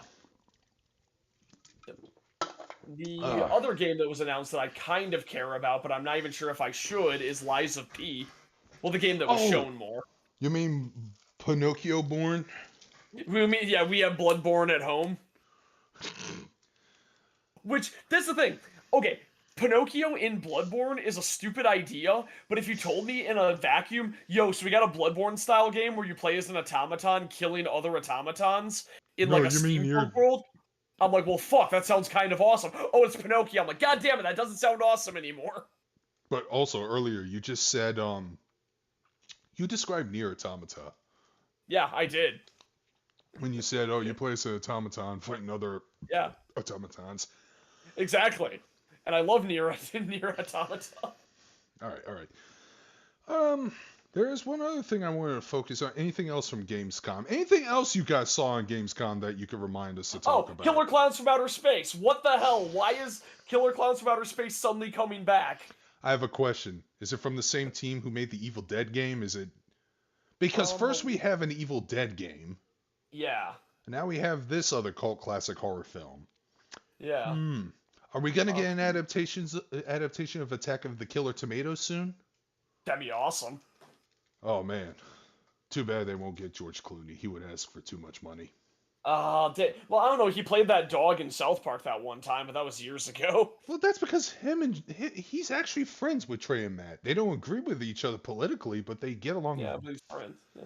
That being said, how did George Clooney react to that one episode where they were making fun of his acceptance speech, comparing it to a smug superstorm? Oh yeah, I remember the smug storm. George Clooney's acceptance speech? You didn't hear it? He took credit for the civil rights and everything. Speaking of Eggman's old VA combined with Sega's IDW rules, it's funny given the VA for Robotnik and Underground had a speaking role in this first Sonic movie. Yeah, what's his name? Gary Chalk, aka the voice of Optimus Primal. He was one of the military guys discussing the power outage that Sonic caused. Shit. Okay, that's awesome. Because I don't remember how Gary Chalk sounds. Not how he sounds, how he looks. I have to pay attention on how he sounds, and I can pick him from a police lineup if he talks. In the same way, I can pick up Kevin Michael Richardson when he made his cameo in Clerks 2. You know who Kevin Michael Richardson is, right? Captain Gantu from Lilo and Stitch. Oh, that guy. Okay. Yeah, he's basically. If it's not Phil Lamar, it's definitely him as a voice of a black guy. Yeah. But yeah, he was one of the cops in Clerks 2, and he saw what was written on the back of Randall's shirt. Yep. Porch Monkey! Oh, it's cool, guys. I'm bringing it back. It's cool, guys. I'm taking it back. That scene is amazing. Oh, God. Oh, did I ever had this conversation with you? Maybe. Which one? During the scene where Randall said that racial slur in front of Earthquake and Wanda Sykes, I was like, we ain't taking no food from a racist. You can't taste racism, baby. I remember that. Yeah. This thought came in my head. But what if you can taste racism, and it's the most deliciously seasoned food you ever had in your life? I'm trying to think of racist food I've had. I would actually give out some freaking theoretical ideas for the menu, but I'll definitely get flagged for it. Like my grandma's cooking, I guess. Oh, let me guess. Does she make what? I can't even say a single racial slur. The N-word steak. What? Yeah, I'll have an N-word burger with a side of anti-Semitic fries and again, if I don't even know what we're talking about right now. I'm asking you if if racist. What if we live in a world where racism tasted delicious? You can taste racism. I mean, yeah. I mean, We're gonna have to I've finish seen this conversation off the air. I've seen Chick-fil-A wrapped around itself, but that's more homophobia than anything else. Yeah, you might as well just say pro-choice. I'll have a small order of pro-choice nuggets. Not pro-life nuggets. My Pro-life bad. nuggets, pretty much. Pro-life of these pro-life of these nuggets. Pro-choice to choose these nuggets that were made from the blood of chickens. But okay, whatever. Yeah, all the women belong in the kitchen burger. It's fucked up. Oh, Ooh. it's terrible. Man. Hot take, racism is stupid. Okay, press X to say racism bad, and then my character says racism goes both ways. What? I'm making fun of Bioshock Infinite. I don't know, it sounds more like a choice in Disco Elysium. I still need to finish that game. I do too.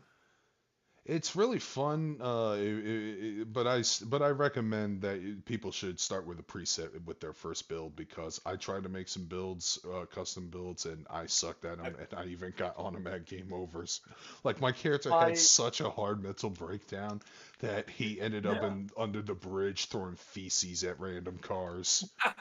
No, I saw a review that's like, it's like I started this game, I made my character so bad that he had a panic attack getting out of bed and then killed himself. It's like 10 out of 10. Look what Zach posted! I see pro-life eggs, give me a clip of it. Oh my god, what? Oh, I gotta see this shit. Let me clip it for the Discord. Oh, no. Oh, I'm so curious. Oh, no. You know what's funny? Isn't that just... People are just gonna see me post in the dark screen tab. So what is all this chaos? Is like, it contextually makes more sense. I'm turning it into an addendum for my. We're going to get canceled. We're going to make apology videos. We need viewers to get canceled. Maybe that's the best way. We should say the most controversial shit and get canceled and see how many people show up to the podcast once we become controversial. Okay, since we're not talking about I think we're done with Gamescom. We're done with Gamescom. Gamescom was kind of shit, so. Yeah, with the exception of Sonic Frontiers, which is looking. Man, even if it is an open world game with the generic Ubisoft formula, as long as it's competently programmed and well written, I'll take it. Yeah. You don't have to overthink these things, Sega. No. Make a good game. It's like, well, there's 3,000 versions of Sonic. Which Sonic do you prefer? The ones that are actually good. In some games way. That are fun. With fun games. It's rare, I know, but damn it, make fun games. Okay. So, going back to Warner Brothers, they're canceling so many shows at the end of the month. Yeah. I'm assuming this compelled you to watch the Joel Schumacher era Batman videos. Because we were... Yeah. Because we had that conversation, and then you said, fuck it, I'm going to watch Batman Forever and Batman Robin. Yeah, and I had such a good time. Hold on a second. Clerks is an independent film directed by Kevin Smith back when he was liked by the nerds before he... it was his very first movie. This was in 1998, I believe. I think it's earlier than that. Is it? Let me say. No, it can't be 1998 because he made... 1994, my bad. Yeah, I was about to say. Yeah. Because Jay and Silent Bob Strike Back came out in like 2000, 2001, and he made and that was like a huge... Between. Yeah, it was 2001, so yeah, and they had... You know what, I will say, the best Kevin Smith movie is Dogma. That's the first Kevin Smith movie I watched. Okay, I know it's the first a lot of people saw. Well, yeah, which is why it was so weird when I saw Jay and Silent Bob Strike Back. I was like, you mean those two stoners are getting their own movie? That's weird. I had no idea this was part of a cinematic universe. Yep. Okay, Darkstream, check your channel. Let's see. let's see. Let's see the pro-life eggs. Pro-life eggs. Richard Ham. Pussy eater Richard V. It's timestamped, so just hit play. I don't think my phone will automatically do it. Though. It's at like 2:30. All right. What the shit? Oh, it is. Yeah.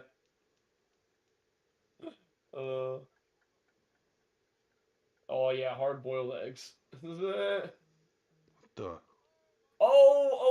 It's a boulat. That's horrible. what the fuck? Oh, that looks more gross than the century egg. Oh no, balut. Yeah, balut is the worst thing ever. I hate the concept of balut. What is balut? Enlighten me. I never heard this. Balut egg is a fertilized chicken egg. Oh, that sounds gross. Yeah, it sure is. I know Lily's obsessed with it. He talks about it a lot in the Dead Space playthrough. I guess that's what it means to be pro-life. You are balut. Pro-life egg is a balut egg. Balut eggs are disgusting. Yeah, KOF 15. I need to spend more time with it because what little time we played, we've enjoyed the shit out of it, and goddamn, I fucking love Otomoraga's boss theme in that game so much. With those with that instrumentation though, and the female vocals, it's beautiful. All right, so back to Batman. Yeah. Yep. What compelled you to watch it? I was just kind of okay. I caught up on Harley Quinn, and I'm like, you know what? I remember I've been arguing in favor of Batman and Robin forever, and I've never actually seen Batman Forever. So I was like, fuck it. I'm gonna watch Batman Forever for the first time, and I'm gonna rewatch Batman and Robin. And I had a great time because those movies have just such a bizarre, wacky tone, and they're definitely pulling from the 60s Batman movies. But they're trying the 60s Batman show, my bad. There was one movie, but... Okay. Now, here's the thing. That's weird. My experience with Batman Forever is the opposite. I would occasionally watch that film every couple of years or so because I still like that movie. It was dumb and cheesy and all that shit. But it was still subdued enough to you could still take it seriously. And goddamn it, Val Kilmer, he was trying to. Val Kilmer's a pretty fun Batman. He was trying to be the Batman. This was the first take on digging into his psyche and shit like that. Yeah, like there was a deleted scene where he's actually reading a journal where it turns out the reason why Thomas and Martha went to the theater is because Bruce was like persistent. He wanted to go see this movie. He really wanted to see it bad. Please, Dad, please. That's actually kind of good. And that's why he blames himself for his parents' death. It's crazy, and they had to tone that down for this film. God damn it, Warner Brothers. Because that's actually really good. Yeah, that's actually the cool thing about the movie is that it is the first Batman movie to really delve into his psyche. Because the thing said about Tim Burton's Batman '89 is that you know everything about the Joker and you know like nothing about Batman. Exactly. And even Batman Returns, he didn't bother delving into that, but it's like, let's actually analyze Bruce's psyche a little bit. You saw Batman Forever for the first time. Yeah. How about that one character everyone hates but me? Tommy Lee Jones's Two-Face? Yes. I had so much fun every time him and Jim Carrey were on screen, and they look like they're 3 seconds away from fucking each other. That movie is so horny. Which that's what my friend said. I remember my friend saying, "Yeah, you know what? Val Kilmer and Chris O'Donnell were not the stars of that piece of shit. It was definitely Jones and Carrey." Yeah. And it's funny I love Val Kilmer Batman, but damn, that was amazing. Yeah, they were. We learned decades later that Tommy Lee Jones hated being in that film. He hated Jim Carrey, and you wouldn't know when you watched the movie. You thought they actually had decent chemistry. They had such good chemistry. Yeah, Carnage. We're talking about that right now, but no, you should probably tell the story because I watched the Norm Macdonald interview where Jim Carrey talked about this right before I started watching, so it was fresh in my head. I'm like, oh man, this is so. It made the movie so much more enjoyable thinking about that. Okay, so, I can't remember if this was before they started filming or It was apparently during. But they were like at a diner and they hugged each other. He greeted them with a hug, and Tommy goes, "I really hate your guts right now." And Jim's like, "Why? What's the deal, man?" And he says, and this is why I titled the stream the way it is: "I cannot sanction your buffoonery." That is like, I wish, like, my goal is to live my life in such a way that at some point someone says, I cannot sanction your buffoonery. Like, that is the most harsh, brutal thing any human being can say to anybody. It's so ridiculous. To the point where I actually want to retitle our streams to Unsanctioned Buffoonery now. If you That's guys a good are name. Unsanctioned Buffoonery is really good. And it kind of, what we're doing is kind of that, so... It is Unsanctioned Buffoonery. I'll leave that up for you guys to vote, because let's be honest, I've been slowing on anime, but Unsanctioned Buffoonery just sounds like I'm trying to watch anime, but it's a little difficult. I need to watch I need to watch A Cry of the Night. I need to get back on Gundam 00 and Galactic Heroes. Yeah, Galactic I Heroes, holy shit. Cry of the Night? One second. Oh, so good, but it's so intricate, so plot heavy, so lore heavy. But it's such a damn good show. If you definitely like war stories, maybe that's the real reason why I hate Sonic Forces so much. Hey, you got an awesome war story? No. Oh no, it's told off screen. Hey, let me give you. I got a funny story to tell. Reading the IDW comics, Sonic and Amy go try to find one of Eggman's old computer labs. No, it's not that. I think it was later on.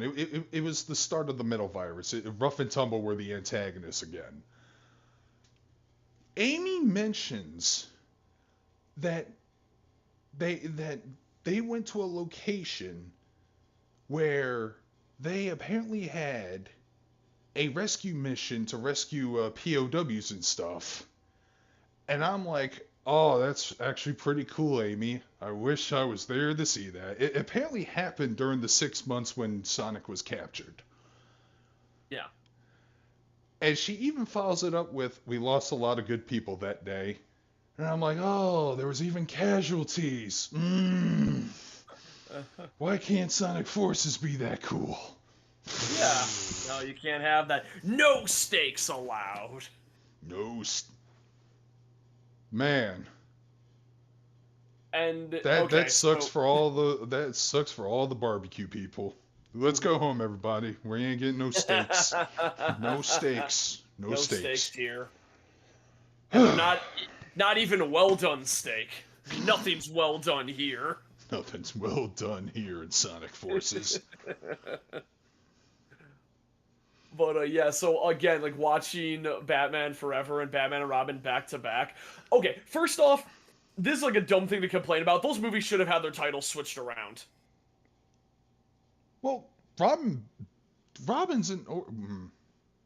Okay, why should Batman and Robin be called Batman Forever? Let's start there. Okay, so Batman and Robin is... Okay, so Batman Forever is when Batman meets Robin, and then it's like Robin's origin story. So yeah, it being called Batman and Robin would be like, oh yeah, you're hyping up that Batman and Robin are gonna get together in the movie. And then just calling... Like, but they're already together, and they're, like, just kind of fighting crime, and there's like, and in Batman and Robin, they're just arguing about who Poison Ivy wants to fuck more, because of her pheromones. But, like, Batgirl is, like, the one they're bringing in, so the idea of calling it Batman Forever, because the introduction of the Bat family makes more sense to me. Okay, that's a good argument. Now, here's the thing. Yeah. I will fucking defend Batman Forever for a good amount. Batman and Robin, it's the exact same movie, but executed much worse, right? Yes. Same structure and everything. I had so much fun. like every scene. I'm like, oh my god, this is ridiculous. How did they get away with doing this bullshit? This is the best. Arnold Schwarzenegger, that's how. Man, Arnold Schwarzenegger just chewing the scenery that hard was great. Although it's like, yeah, the motivation he had when Poison Ivy tells him that Batman killed his wife and he doesn't even bother looking into it was kind of stupid. It's like, damn, you're a doctor? Really, that's the only thing that bothered you, not the fact that he has like a valet that is Vivica A. Fox, even though he's supposed to cure his dying wife. I forgot about that. What about her the name fact was that... Miss B. Her name was Miss B. Haven. What about the fact that he smokes Cuban cigars? Aren't you like... don't you have to be in sub-zero temperatures so you don't burn and die? I'm pretty sure that Arnold requested that himself because No, he I think you're right if you find it in the trivia section. Yeah, he did. Yeah. Oh, but no, okay, the reason I like the movie is because, okay, the costumes and the sets in Batman and Robin, I think are better than in Batman Forever. But, like, that's a very thin margin because, all the Joker outfits and Two-Face outfits are so on point. Oh, dude, I love Two-Face's Circus Ringmaster outfit. Oh, his final outfit where he has his hair, like, spiked and he's in, like, that sparkly silver, like, jumpsuit with the question marks. And he's going, like, if knowledge means you're a god, if knowledge is power, then I god am Ori. Was that over the top? I can never tell. Yeah, that scene was so much fun. By the way, I looked into your mind, freak. Yep. Yeah! That was the origin of Mind Freak. That's my logic now. That's where Chris Angel came up with the name Mind Freak. Oh, my favorite Two-Face line. Yeah. I forgot that Bane was in. Why can't you just die? That read is so good. The scene that made me laugh my ass off was when Two-Face is hanging out smoking 2 cigarettes with the girl in like the white dress, like going like, what did she give? She gave him like yogurt or something, and then like the random punk girl gives him another cigarette. It's like, yeah, and I got you a T-bone steak, and he has that stupid room split down the middle that's like all gothic on one side and all angelic on the other. This is so over the top and dumb. I love it. Do you know what their names are? I don't. It's probably amazing. Sugar and Spice. Yes! Yes! This is like I can't not like these movies. They are like so dumb and so much fun. And like every moment I'm like, okay, because it's been years since I watched. It's like there's no way it's gonna be this over the top and ridiculous. Like, oh shit, here comes the scene where the mad scientist who made Bane is auctioning off Bane to like a bunch of like arms dealers is the funniest shit I've seen in a long time. Or how about the fact that Mr. Freeze's hideout is a neon lit ice cream pub? The ice cream place. And he's trying to get his fucking henchman to sing "I'm Mr. Christmas." Yeah, he's trying to get them to sing "I'm Mr. White Christmas." He's watching the fucking Year Without a Santa Claus. Or how about all the Two-Face's henchmen wearing ski masks? They were like half red, half black, and they have Tommy guns with little neon lights on their ammo cases.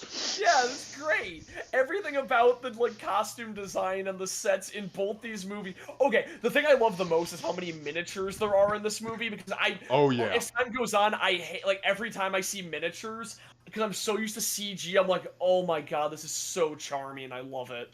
Oh man, how about in the opening scene with the bank robbery? When Batman was fighting the thugs and they had these electric stunners, and when it backfired, hit some of the henchmen, they're selling it like this. Yep. Oh, so that scene. No, so the scene that like I was laughing my ass off is when Batman saves that guy at the start from the safe. Oh, that whiny He's dude. like, oh no, it's boiling acid. Oh, okay, I got to So sell you on actually have how. a call. I have a Just call right now that might hold be on. important. Oh, never mind. All right, Okay, he'll text me. Okay, to sell you on how obnoxious that character is, redub his audio with Mort Goldman from Family Guy. It's the same shit. Oh no, it's boiling acid. No, it's boiling acid. You gotta save me. Oh, hang on. I'll take drive-through. Oh, Which he I had to love- say specifically for a fucking McDonald's commercial. Oh, the bad nipples, or the suits having nipples. Yeah, that can be explained by the fact that there's always an ass shot whenever they change into their suits. It's just fan service. Remember, it's very much like gay camp. By the way, Joe Schumacher didn't he wasn't a trailblazer for exterior nipple designs.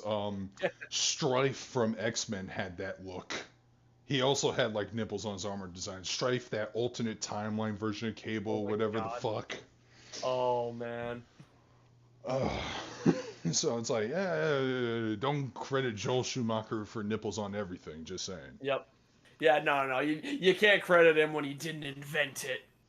It was too genius for him to invent it. It had to be made by X-Men. The nipples exist for Nicole Kidman to thirst on Batman. Yeah. Because remember, she was You in. know what? Yeah, she she was grabbing. It's like, ooh. It's just feeling up on the suit and like, feeling the chest. It's like, oh, nipples.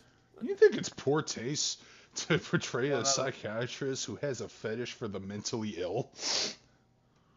Yeah, or is but that accurate?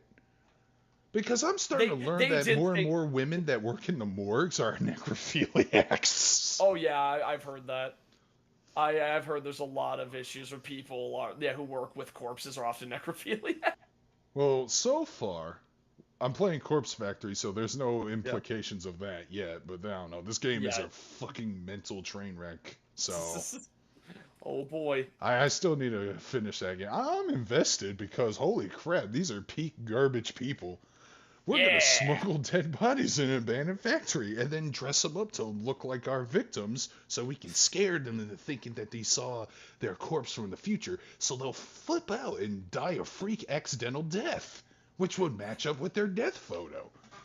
That is so is so convoluted. Yeah. I love it. Yeah, it is. Love that. I love that game. I need more fucked up garbage like this sometimes. Yep. You know, there was supposed to be a season 2 of Wolverine and the X-Men, but it got canned. I never seen it. It looked cool, but everyone said, "Well, this is just Wolverine just being at the front of the line." And I get it, but at the same time, Wolverine's a likable character. If this was one of the new all new, all different, all shitty Marvel, then that would be a problem. Me and Al did watch the pilot for the X-Men cartoon. Yeah, that inspired the arcade game. Oh, Pride of the X-Men. Yeah, Pride of the X-Men. We watched that. Retro Blessing actually did a whole video about the Pride of the X-Men pilot. I need to link it to you. It's You really might actually good. enjoy it. Yeah. Well, yeah, that's the thing. It is a good pilot. Some weird changes here and there, and it was what Australian Wolverine made me laugh. Yeah, it did. Or the fact that Storm was wearing her classic '80s outfit. It's like one of her more skimpy outfits. Yep. As well as Emma Frost, who is siding with the Brotherhood instead of the with the Hellfire Club because. Me and Al why have couldn't a long... Wait, was Mystique part of the team still? No, she didn't show up in the pilot.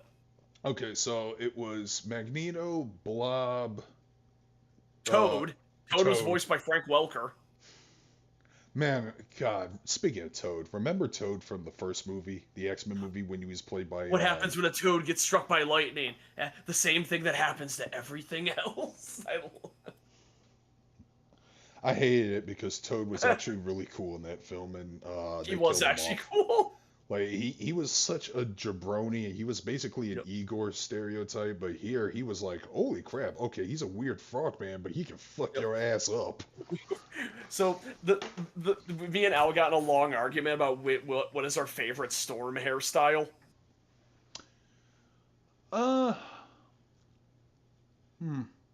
Oh, I'm assuming one of you guys like the weird post-apocalyptic mohawk design. Yep.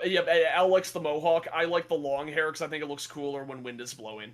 The frizzy out with the '90s design, where it's it makes more sense. It does look like a giant cloud. Yeah, she looks like a cloud whenever it's like blowing around. It's like, okay, she kind of has the cloud thing going, looks like an actual storm. It's like, cool. You gotta. I understand that why they wouldn't do that. Cause like, oh man, we gotta animate her hair moving again. Fuck this. Give her short hair. Oh boy. Okay, so that was that shit. Oh, wrestling. It's almost like I'm not allowed to like mainstream wrestling. Not allowed to like wrestling anymore. So, Punk lost to John Moxley, and you can watch the entire match on their YouTube channel because it only lasted 3 fucking minutes. Punk dropped the belt to Moxley, and to quote Krusty the Clown, what the hell was that? This in the midst of backstage locker room drama is making me yield a little faith that this promotion is even going to stick around. And by the way, I saw AEW Fight Forever, their video game, trending on Twitter. I'm going to find out why. I'm shocked that's finally... Well, does it have a release date yet? Christian's tweeting. Oh, there it is. AEW Fight Forever. Why is that tweet? I totally misheard you. I misheard you so much. I thought you said Chris Chan is tweeting. So, this guy, okay. Wait, Chris Chan is trending. Okay. People are complaining.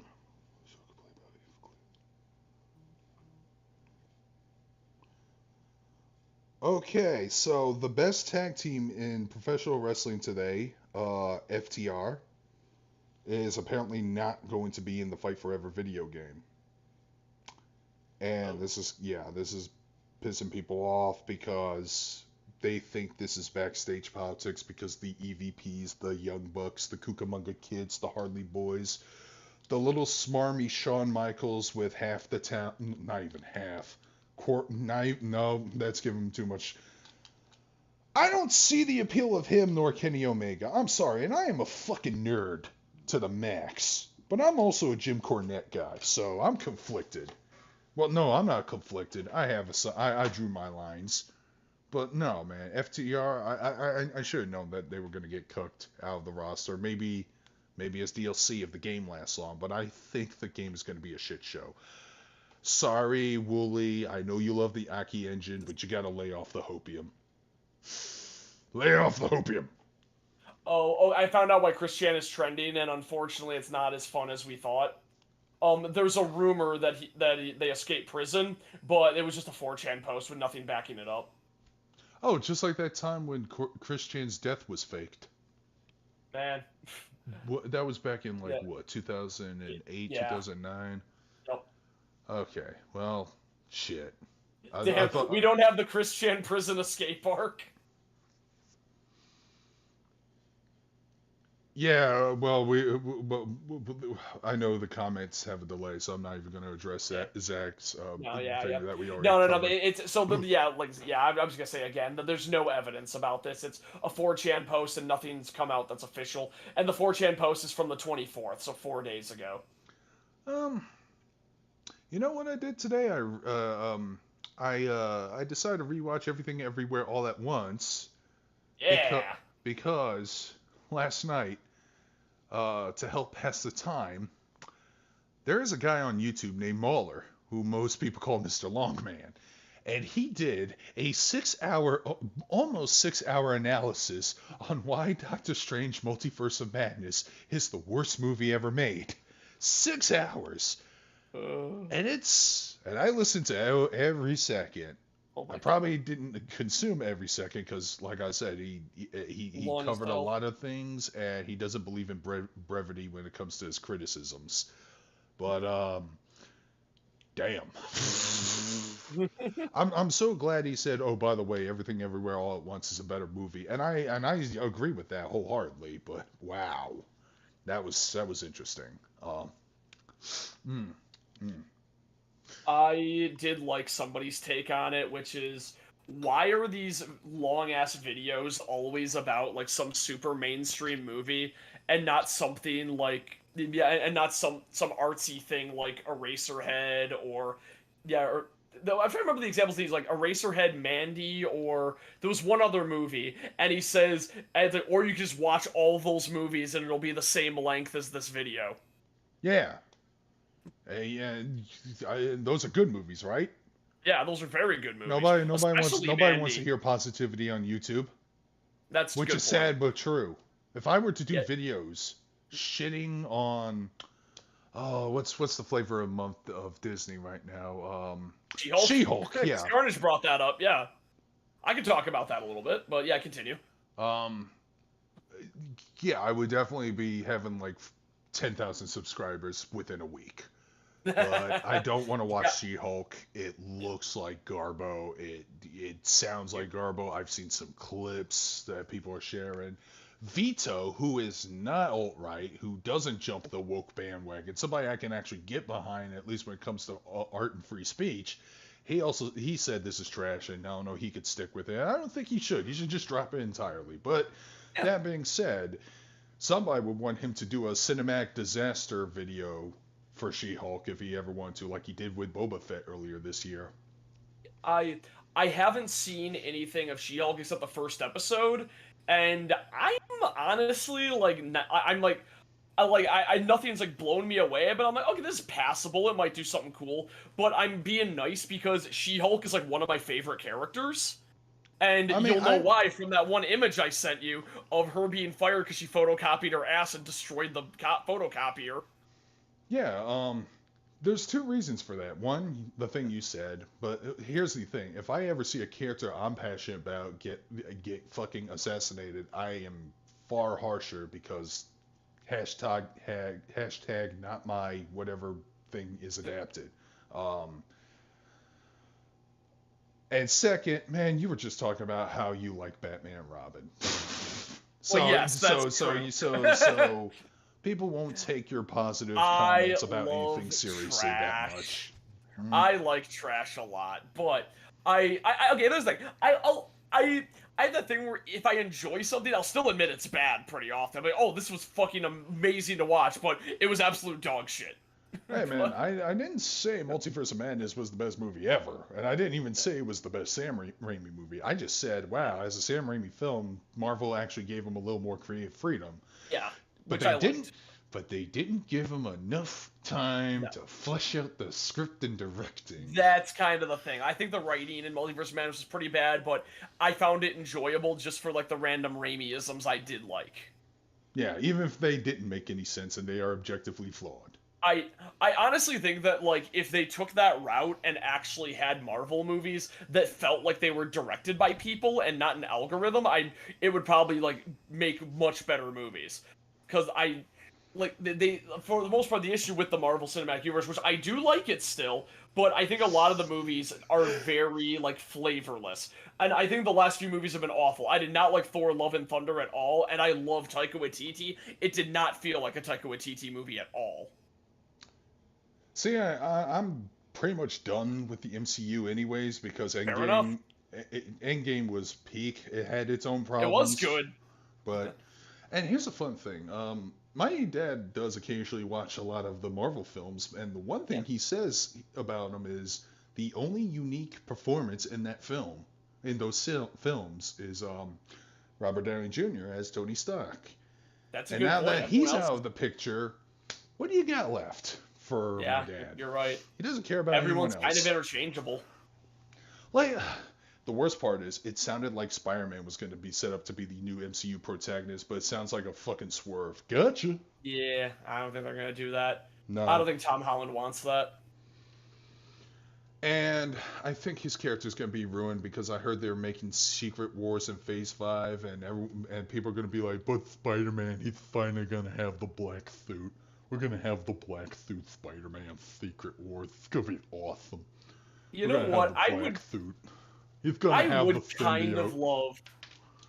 kind of love if what they do is just is gonna need a ray gun to get the suit off.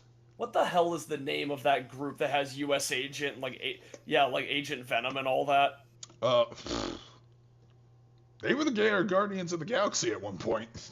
I know Venom was one of them. I can't. No, I'm talking like U.S. Agent and stuff. No, I no. mean, I liked U.S. Agent in Falcon and Winter Soldier. I thought he was pretty fun. Was it Dark Avengers, Secret Avengers? I don't know. I think it might be Dark Avengers. Might be. I don't know.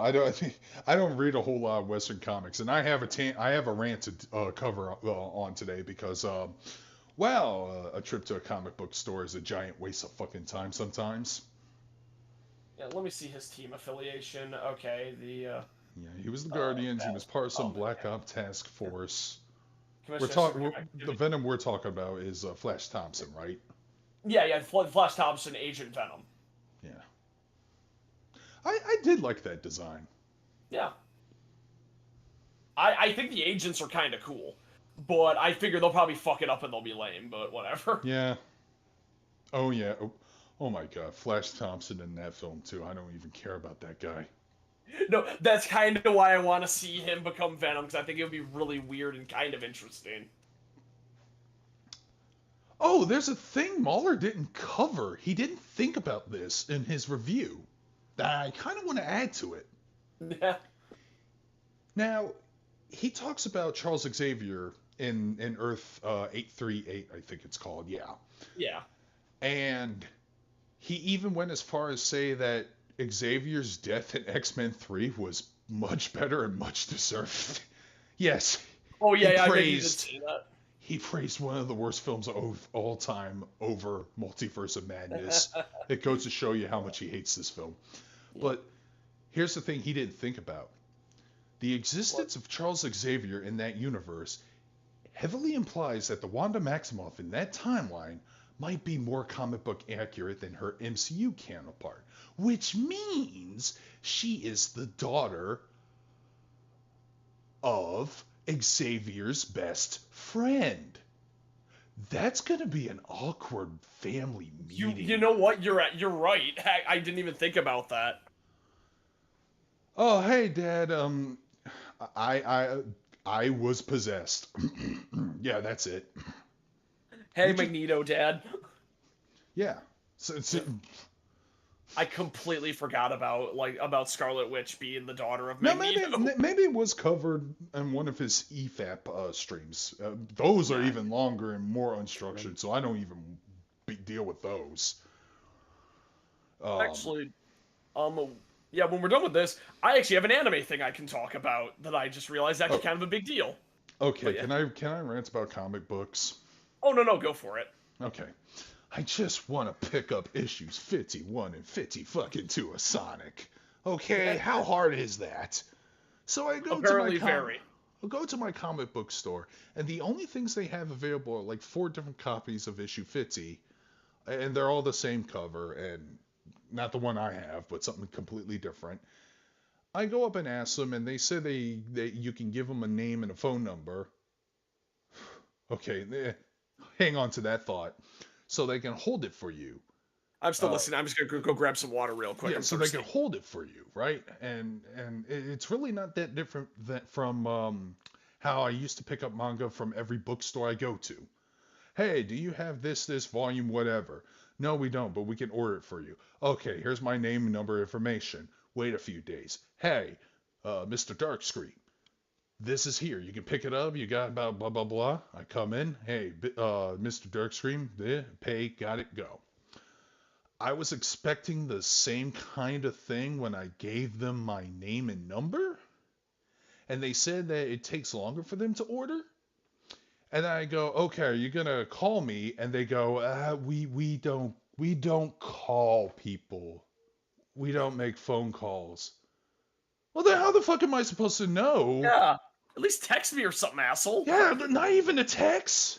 Not even an automated text. Like what? So and I'm not even looking to collect. I just want to be up to date with the story, for fuck's sake. And this is another reason why a manga is overtaking comics nowadays. Yeah, there's a bunch of other dumb shit. Just hiring shitty writers who put their politics in front of their of storytelling, which is true. You can't deny that most of the time. No, I can't.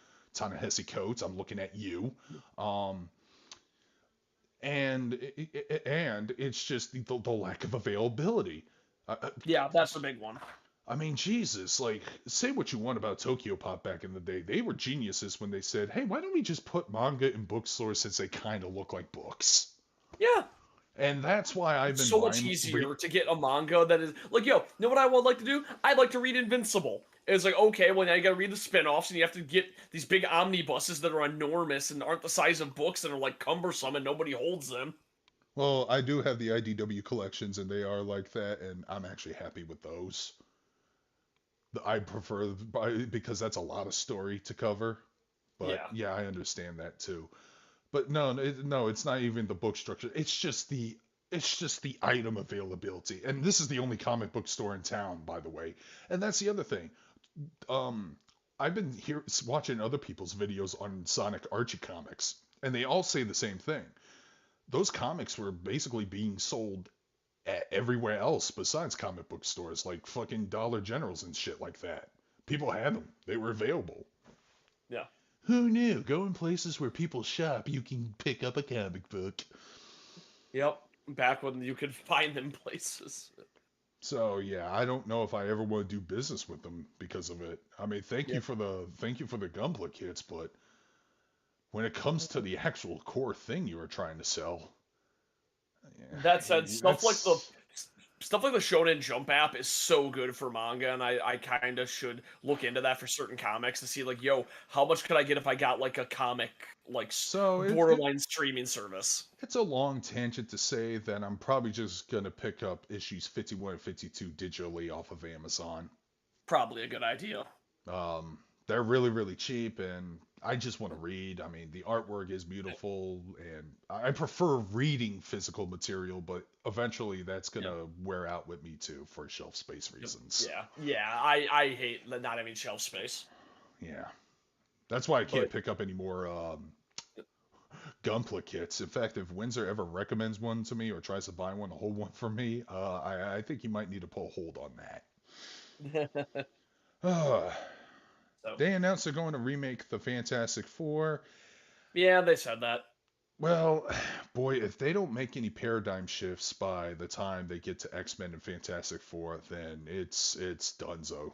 A lot of the Marvel content's been pretty lackluster lately. Yeah.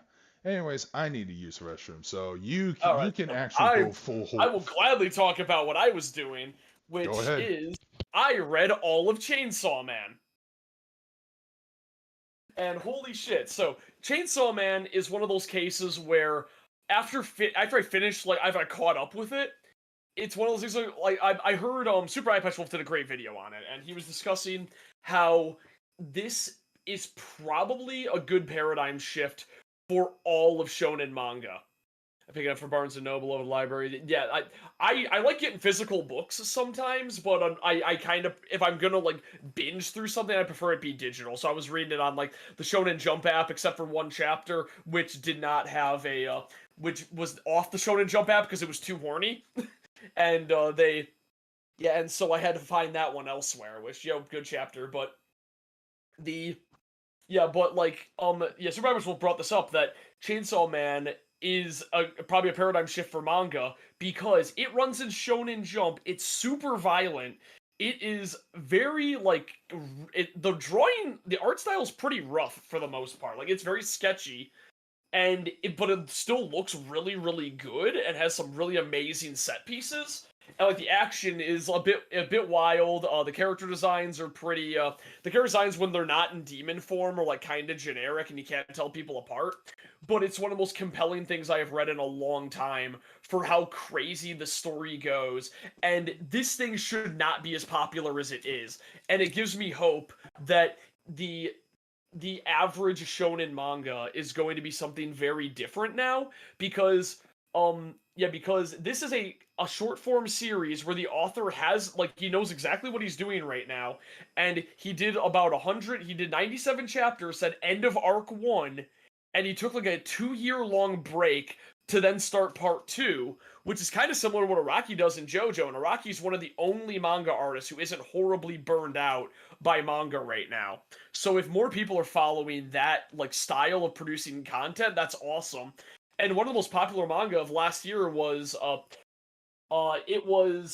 always forget the name of it. It's like Takapi's it's like Takapi's Original Sin. I think it's Takapi's Original Sin. Yep.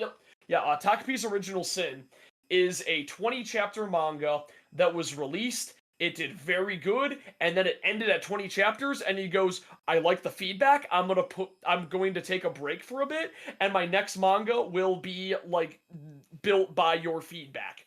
And that is so much better than the current style that a lot of mainstream manga are doing, which is start a manga, keep going until it gets canceled, and then have a rushed ending, and you have no direction to go.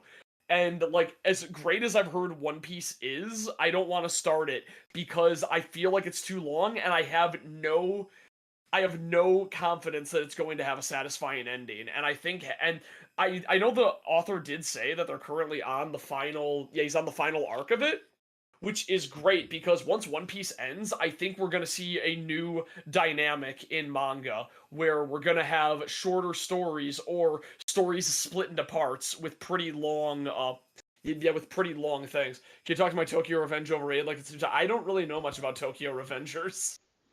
That sounds like a cool title, I'll say that much. Yeah. Tokyo Revengers is the one that that has the manjis in it, which made people kind of upset. It's like, why does everybody have a swastika on their uniform? It's like, no, it's a manji, guys. All right. Well, I think Shonen Jump does need a paradigm shift because it's been formulaic for decades, which is why I got tired of it after Dragon Ball Z. Once people were like, "Oh, you need to watch Naruto," it's great. I watch it, I'm like, this is the most meandering, slow pace, unfun. I don't care about the characters. Why do these two with one-off villains have so much character development? I heard they retcon their deaths, but still. Oof. Yeah, but like that's what I love about Chainsaw Man is that it the main characters drop like flies in that one. And it's a case where like, yeah, they could come back, but like not exactly. It like the state of death in Chainsaw Man is very odd, but like when this anime comes out, I think it's going to be like the first step in like a very different kind of thing getting popular. And I think that might help manga a lot because if Shonen Jump takes the popularity of Chainsaw Man and like Takapi's Original Sin into account and starts encouraging their authors to be like, hey man, take a break. We'll run a bigger variety of manga in our magazine. That would be amazing. Like, okay, the best case scenario I imagine is an arc happens in a manga and then the author takes like a year-long break, and in that year-long break a new manga shows up and the author writes that and then takes a break, and then old ones are like coming and going, and like every time you read Shonen Jump there's going to be like brand new things running that you can keep track of because they're only like at max like 100 chapters long. I think 100 chapters is the sweet spot for a manga, to be honest. Yeah, I agree. I say as JoJo is one of my favorite things ever, but very few parts of JoJo like run more than 100 chapters. Yeah, I don't mind generational stories. I mean, that's why Gundam and Power Rangers like can stand the test of time because they could still reinvent themselves almost annually with like similar themes, but like new takes on it with new characters and stuff. That's always an interesting idea. Instead of using the same characters over and over again, which, boy howdy. We want more Goku. Give me more Goku. We need Goku. Oh yeah, no, Spy X Family is another good example of that, where I feel it's more of a, like, I feel like that's going to be one of those stories that isn't going to go on that long. It will probably have a satisfying ending, and it's a series about adults, which I love completely. I think it's kind of funny that I think it's not running Shonen Jump anymore. It's running like Jump Plus. I don't know what Jump Plus is. I know Jump Advance is the one for the older demographic. I think that's where Death Note came from. Okay, I'm a little full of shit. Diamond is Unbreakable is about 172 chapters, which, again, is like a decent amount. So like 100 to 200 chapters feels like a sweet spot for me. It's longish, but not too long to the point that it gets bogged down. If you're gonna do like a big story like that, then yeah, like go below 200 chapters. All right, I am going to do some research on Pro Wrestling Noah and see if that is the alternative I'm looking for because Squiggleton and I do believe that if you're tired with a hobby, you just got to be a bigger hipster for your Yeah. own personal happiness. Yeah. And I'll have to look into it. Pro Wrestling Noah. Hey, it's so weird that it's just named after What you want to look into? Pro Wrestling Noah. What Carnage Oh, said. Pro Wrestling Noah. I wasn't sure if you said you were gonna read Chainsaw Man, which you should read Chainsaw Man. Oh, I It's might pretty give it a cool. chance. Let's see. It's really metal. I sent you a few panels of the most wild shit ever. Okay, they Like, have he's just- they have an official English channel, so they got Nice. some YouTube clips. Let's see what they got. Yeah. Let's see. Yeah, if you don't like mainstream stuff, don't complain about it. Just watch. Find something else. Yeah. Absorb obscure stuff. Find weird indie shit. That's how I'm with games. I hate AAA games because I want to do a video on this. I want to talk about how AAA is not viable long term, No. and that and you see this with remakes especially. Like the remake of KOTOR was an absolute nightmare because that game is pretty damn big. And if you recreated it, but created just a bunch of high def models, the amount of work is so exponentially huge that you can't do it. And Unless then by you the wanna time fucking- you finish it, Unless you want to fucking crunch your devs to death, Yeah. man. You know Yeah, what? exactly. You know what Wooly said? No, man, it's like orange juice. You take the orange and squeeze the life out squeeze of it. everything out of it. It's fucked up. Squeeze. Like the argument that I've had several times. Also, on was, a side note, why remake KOTOR when the Switch port is actually very, Yeah. very, very good? That's true. I have the Switch port of KOTOR, and man, when I played it for the first time, I think you were actually in the room, or Yeah. Montana was definitely there, but Oh. we were looking at the game and it was like, man, it's so weird that I miss graphics looking like this. So that's the thing I see a lot whenever I'm in a game and I can viably explore an entire area and find secrets. Like that feels so good. I like PS2, GameCube, original Xbox environments where it's the environments are kind of big, but there's a lot of detail there, and there's always something hidden. Okay. And you can find it. It's interesting. Zakaja says Promise Neverland Season 2, Oh, yeah. which I have heard. There was somebody who posted a fucking comment on my review of King's Game, which I said was the worst anime of, I want to say, 2017. Yeah. Anime is a fucking train wreck, let me tell you. Yeah. And somebody said in the comic section, nuh-uh, Promise Neverland's Neverland Season 2's the worst. I can actually explain that one pretty well. So Promised Neverland, it was actually apparently pretty good. The manga was great and had a really satisfying ending from what I heard, but then the anime rushed really hard to get to the ending and skipped several very important arcs that then made the ending not make sense in the anime because you didn't know anything about these characters. That is so stupid. Yeah, So- they were trying to save money and get onto another project when they probably should have just had 3 seasons. Wow. If the mangaka's own incompetency doesn't ruin an IP, Attack on Titan, as we've covered, it's definitely the anime adaptation. Let's be honest. I know Japan takes pride in its manga, and they probably have really good sales of manga, but the rest of the world hates reading for some reason. So the anime adaptation has more important what's the word I'm more looking for? Not clout, but Sway? Sway, yes. Yeah. So yeah, that was a big oopsie poopsie. Or let me put my tinfoil hat on. Maybe they did that on purpose in order to push people who wouldn't read manga in the first place to read the manga for a much more satisfying, structured conclusion. I mean, But that's just a conspiracy theory. Take it with a fucking Indiana Jones sized boulder of salt. There is something to be said that that anime in some cases is just an advertisement for the manga. Which is so stupid. It is really stupid, honestly, but that doesn't make any sense. And if that's true from Japan's side, stop it. Just make trailers.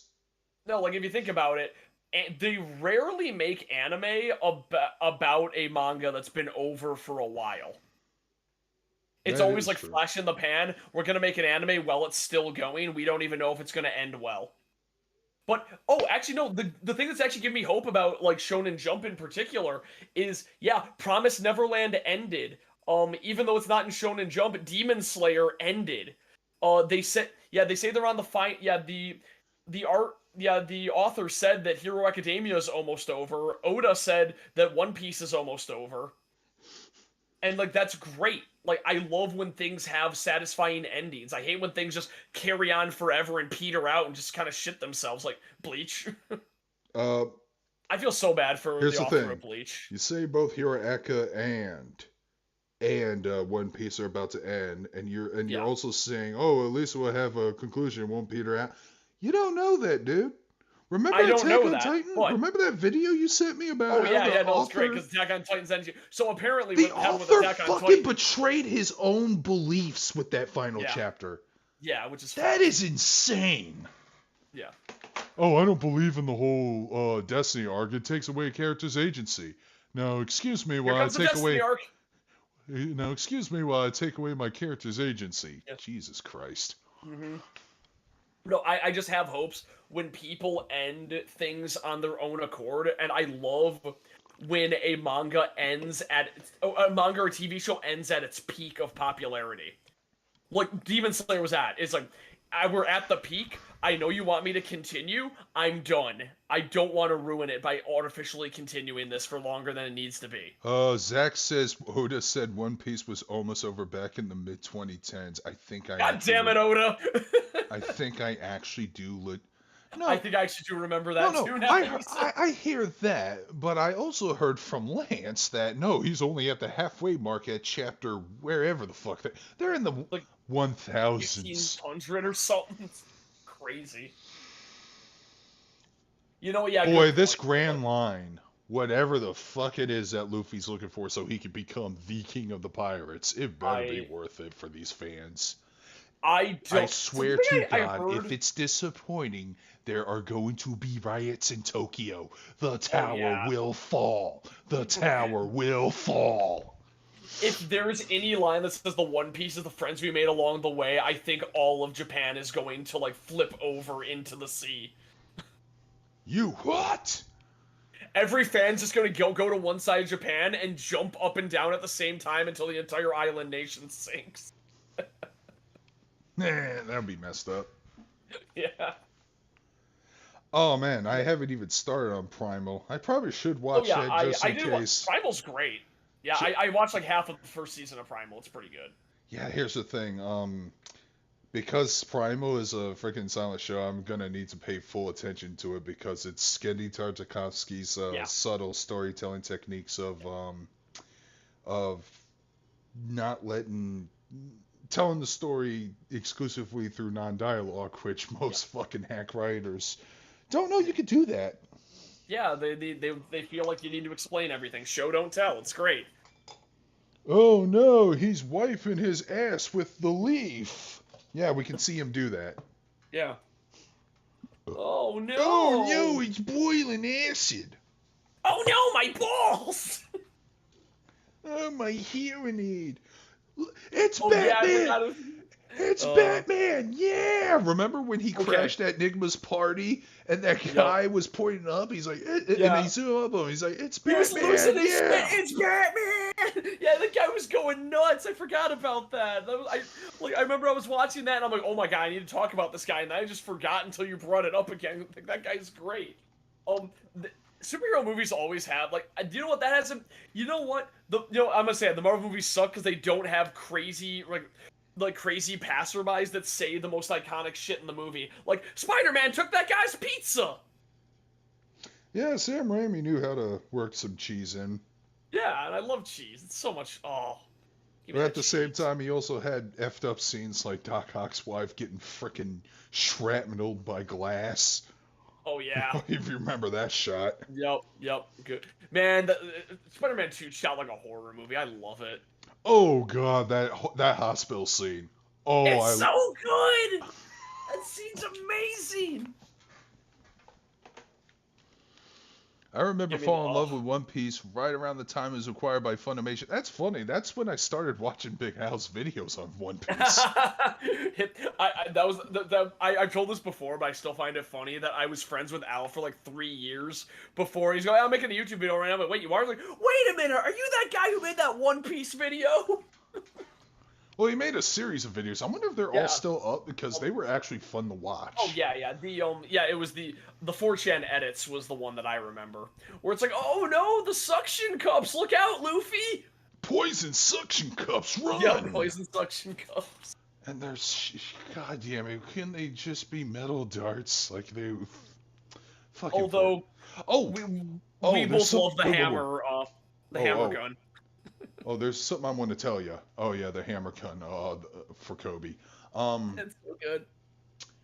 I actually linked. We were talking briefly earlier regarding Sonic on creators' apathy, right? I decided to search that tab, and I found out why 4Kids' dub of One Piece was such haphazard shit. Yep. I remember you telling me about this. No, I sent it to Al, and I said, well, this explains a lot. Then he forwarded it to me. Yeah. Okay, so you got that quote. Let me read the quote then.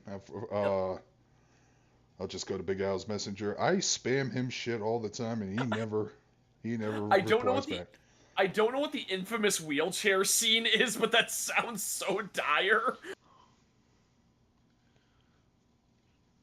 I'm pretty sure Zach made that up, just let's say like the hospital scene, like the scene is good when people just refer to it with a name like that, like infamous wheelchair scene. The infamous wheelchair scene.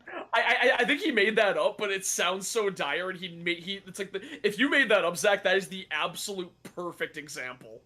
Okay, so it says here, 4Kids wanted nothing to do with One Piece as they felt it was too violent and mature to be edited for children, but were forced to accept it as Toei wanted the show to air in the US as soon as possible and wouldn't give them the rights to Ojamajo Doremi otherwise. Yep. This led to 4Kids putting minimal effort into the English dub until they could legally drop the license, to which they did to Funimation. Given the damage the show left on the company, it's safe to say their plan worked a little too well. What do you know? How ironic. You sure destroyed that series and then you destroyed yourselves. Oh. That's why One Piece was not popular in the States for many years. I actually met somebody when I was DVD searching years ago with a geeky otaku couple. And one of them is like, you know what? I am so glad One Piece is obscure because I don't want the Dragon Ball crowd ruining or whatever. And I'm like, sucks to be him. Well, I'm gonna be honest. I see a handful of One Piece fans, yes, but they still pale in comparison to the titan that is Dragon Ball Z. Yeah. So he's kind of got a thing, but yeah, it will grow. Funimation did fucking pulled an Ian Flynn and started fixing the reputation of One Piece. Is One Piece kind of like Toho, where it's you don't really see fans very often, but then when anything happens, every single fan shows up? Kind of like Wheel of Time has 1 billion fans, but they're all super quiet. Okay, by the way, I am very behind on Castle Super Beast podcast, but I heard about that fucking Giga Chad story. It's so good. Okay, I'll tell it. Yeah, do it. So George R.R. Martin went to a very small-time but long-living comic book convention at a college, or that's what this guy's told. And he said George R.R. Martin was there for autograph signings. Mm-hmm. This guy's friend came directly up to him, and this might have been back in 2011, 2012, around that time. Yeah. And he drops in front of Martin, Wheel of Time. And then he looks at it, and he looks at And he looks up at the dude's friend, and George R. R. Martin goes, "Fuck you, dude." And the guy just grabbed his shit, walked off, and left. And he probably smirked about it too. It is hilarious. Like the fact that he wasn't smug about it and just handed it to him and said nothing makes it so good. Well, the joke is that Wheel of Time is a fantasy series that is actually finished, and now that it's finished and I'm hearing good things about it, I might actually jump on the plunge and give it a shot myself. I'll listen to the audiobooks of it. So Zach just sent me the wheelchair scene he was talking about. It's that Mac and Me clip. How did I not realize that? Oh! The Mac and Me clip is like my favorite thing ever because like Paul Rudd is going so hard just to fuck with Conan O'Brien all the time with it. Oh yeah, the kid who was supposed to die being tossed off that high, but okay. Yeah, going off the cliff in the wheelchair. But no, my favorite one is that Conan O'Brien has a podcast. He invited Paul Rudd on, and Paul Rudd played the clip for him over the podcast. Oh yeah, Carnage is right. There was a scene where I think the villain's name was Crocodile. He was supposed to impale Luffy and carry him over, and they had this really cool one of those sketch painting shots. Before kids edited to where I think they were trying to go for he's hanging him by his pants, but it looks like he shoved that hook right up his sphincter. That's way more terrifying. Yeah, I know. Some of these edits were nonsensical to the max. I mean, they would erase text, even in English, for fuck's sake. I actually know why that is. Because Alcon's stupid hot take interview. I remember that. Like the what hot take interview? He said something along the lines in a public place, "Oh, children don't read." Yeah, which pissed off a lot of librarians in the building. Yeah, there is actually something like about that where I mean that could be the reason, but I know for a lot of shows that do that, the reason that they remove text is because a lot of networks say that you need for the kids at home who can't read, you need a character to actually read the text out loud. Well, and if you're dubbing an anime, you can't add additional scenes. I said no. That makes sense for the localization team that actually cares. I've seen Tenchi Universe do that. I remember Ryoko going, "There it is, the changing room," because it was in Japanese. I'm saying he's erasing text written in English. No, that's what I mean. There was actually a mandate on Sheep in the Big City that every time text showed up, for the kids who couldn't read, a character had to read it out loud, so they introduced the little man who likes to read everything out loud. I'm so glad that you pulled Sheep in the Big City as an example. Yeah, because the best example! Well, that, and we both like that show still. Yeah, it's a great show. But no, the episode you sent to me has the little man who likes to read everything out loud, where he's like, it's like local city general hospital. I like the font on that one. It's really fun. It's just a random guy shows up. Stranger Dripping Things. water and ominous noise sounds. I like to read. Yeah, that guy's great. And because they had to do that because they said, hey, you need a character to read things out loud for the kids at home who can't read. Great Scott! Yes? Golf's canceled. Aww. Great Scott! Where's Great Scott? He's on sick leave, sir. Aww. God, that show's so good. That show does not feel real. It feels like a Newgrounds cartoon that just accidentally aired on TV. Which is funny because I think that was when Newgrounds was like peak. Yeah. That was when Newgrounds. That was back in the days of Legendary Frog and early Psychic Pebbles and man. And what's his name? Legendary Frog always makes me sad now. What's the name of the other co-creator Smiley Friends? The one who plays Pim. Oh God, I don't remember his Zach name. Hadel, and I want to say his last name was Cusack. Michael Cusack? Michael Cusack, yeah, that's his name. No, Michael Cusack. Wait, let me see here. No, John Cusack is an actor. And Michael Cusack. Imagine Guilford Guthrie reads out everyone's text out. Oh my God, that would have made a great. That would have made a great freaking. That would have been so good. Yeah, Michael Cusack. I don't know what his name was. The Lafayette Public Library. Who I still like goes to the- public libraries these days? I like to read. You know what? The Honest Trailers voice guy. I don't know his name, but he's making his way around the industry. I would totally just have him read text in that trailer voice of his. Yeah, that'd be fun. Men's restroom. Coming to a theater near you. Coming. Damn it. Speaking of, dude, even though HBO Max is going to shit the bed and potentially die if they don't get that psycho out of the chair, Yeah, they get that. I am veering towards Paramount Plus because the Beavis and Butthead revival is actually pretty fucking good. Every clip I've seen makes me laugh quite a bit. Dude, that scene where they're like older and stuff, and Yeah, Butthead's that's on... the scene I keep seeing, but it's so good. Beavis, I'm gonna fire you the hard way. And no, Mr. Butthead, no, oh God! And he's Beavis, running you survive, you're so fired. Oh man, and we're never gonna get a King of the Hill crossover with them too because it's now a Disney-owned IP. Oh God, you're right. That's weird. I know, and so is fucking Office Space, so we won't even get Bill Lumbergh. No, I want Milton to come back. Oh my God, Milton would have been interesting in a Beavis and Butthead skit. Hello, I believe I'm owned by Disney right now.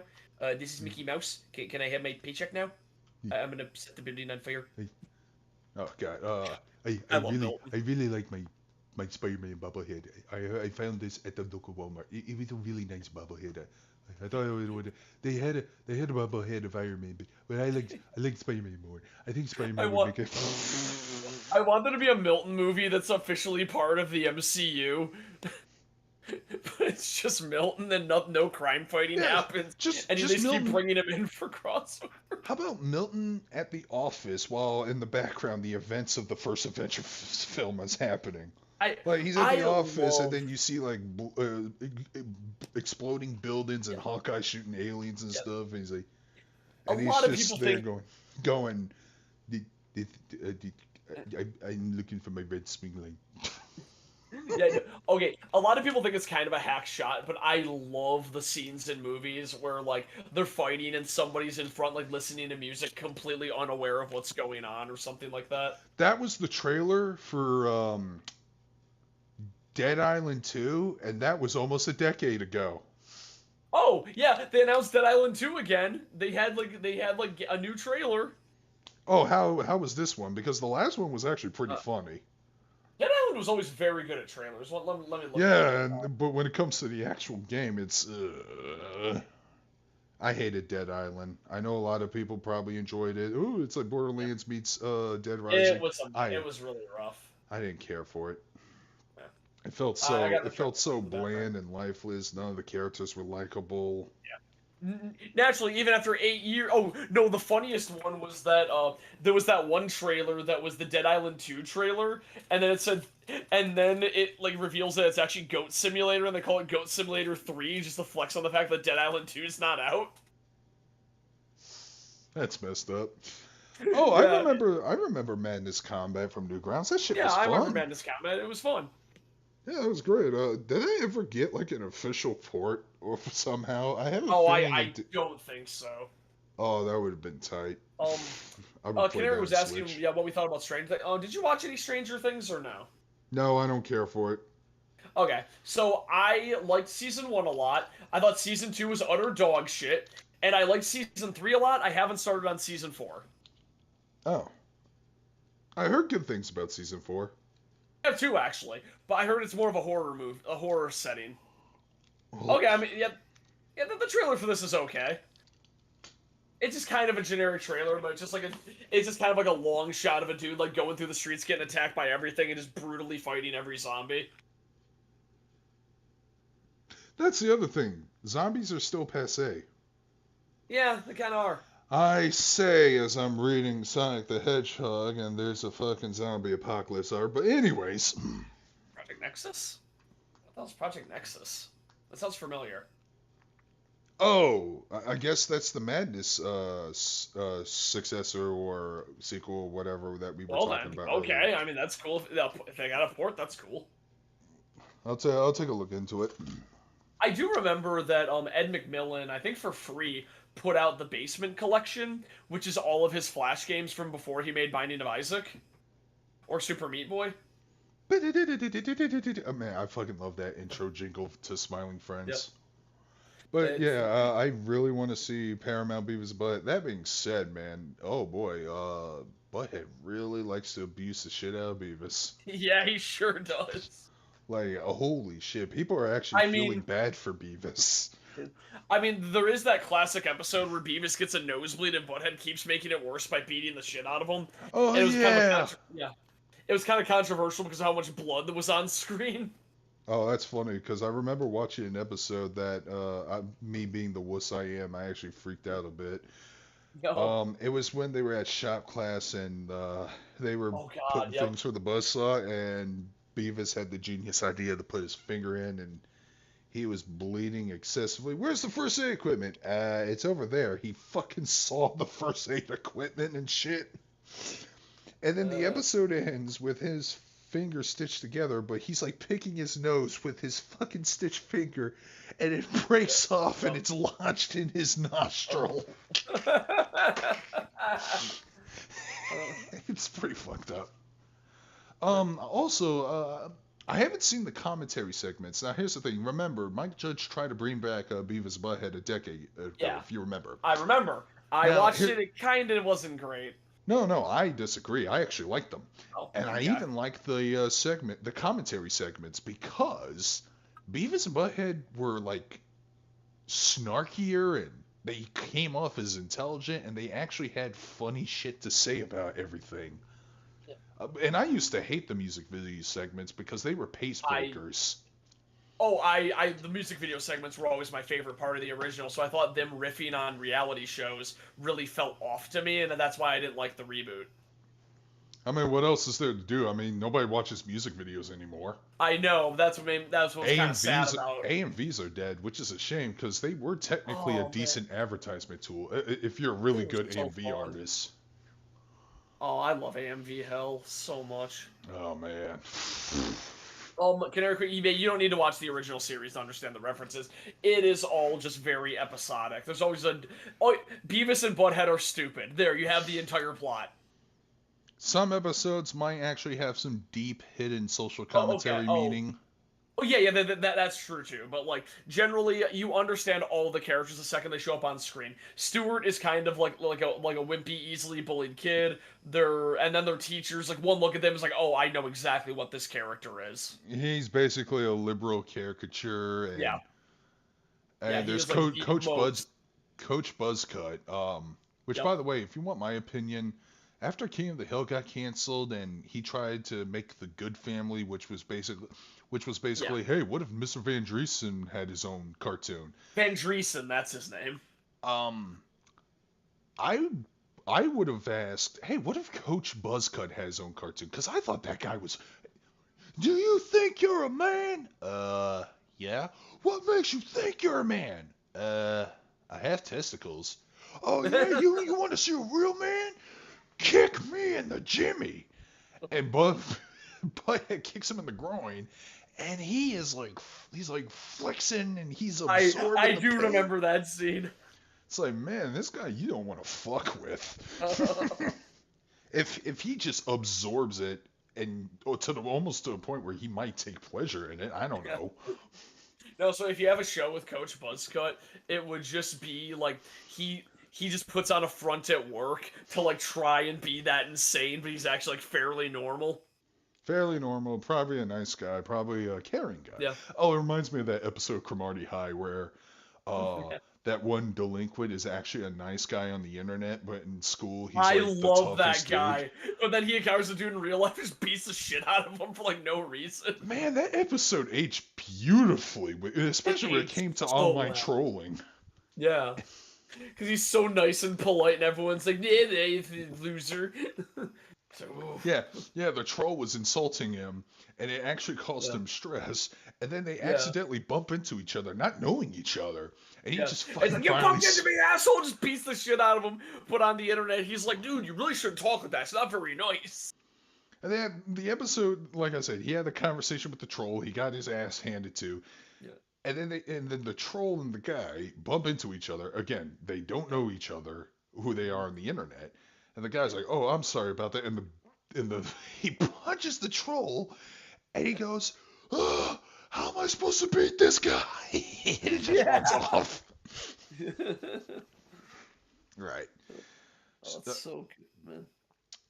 Yeah. What a good anime. That's the beauty about episodic content. You don't even need to start from the beginning.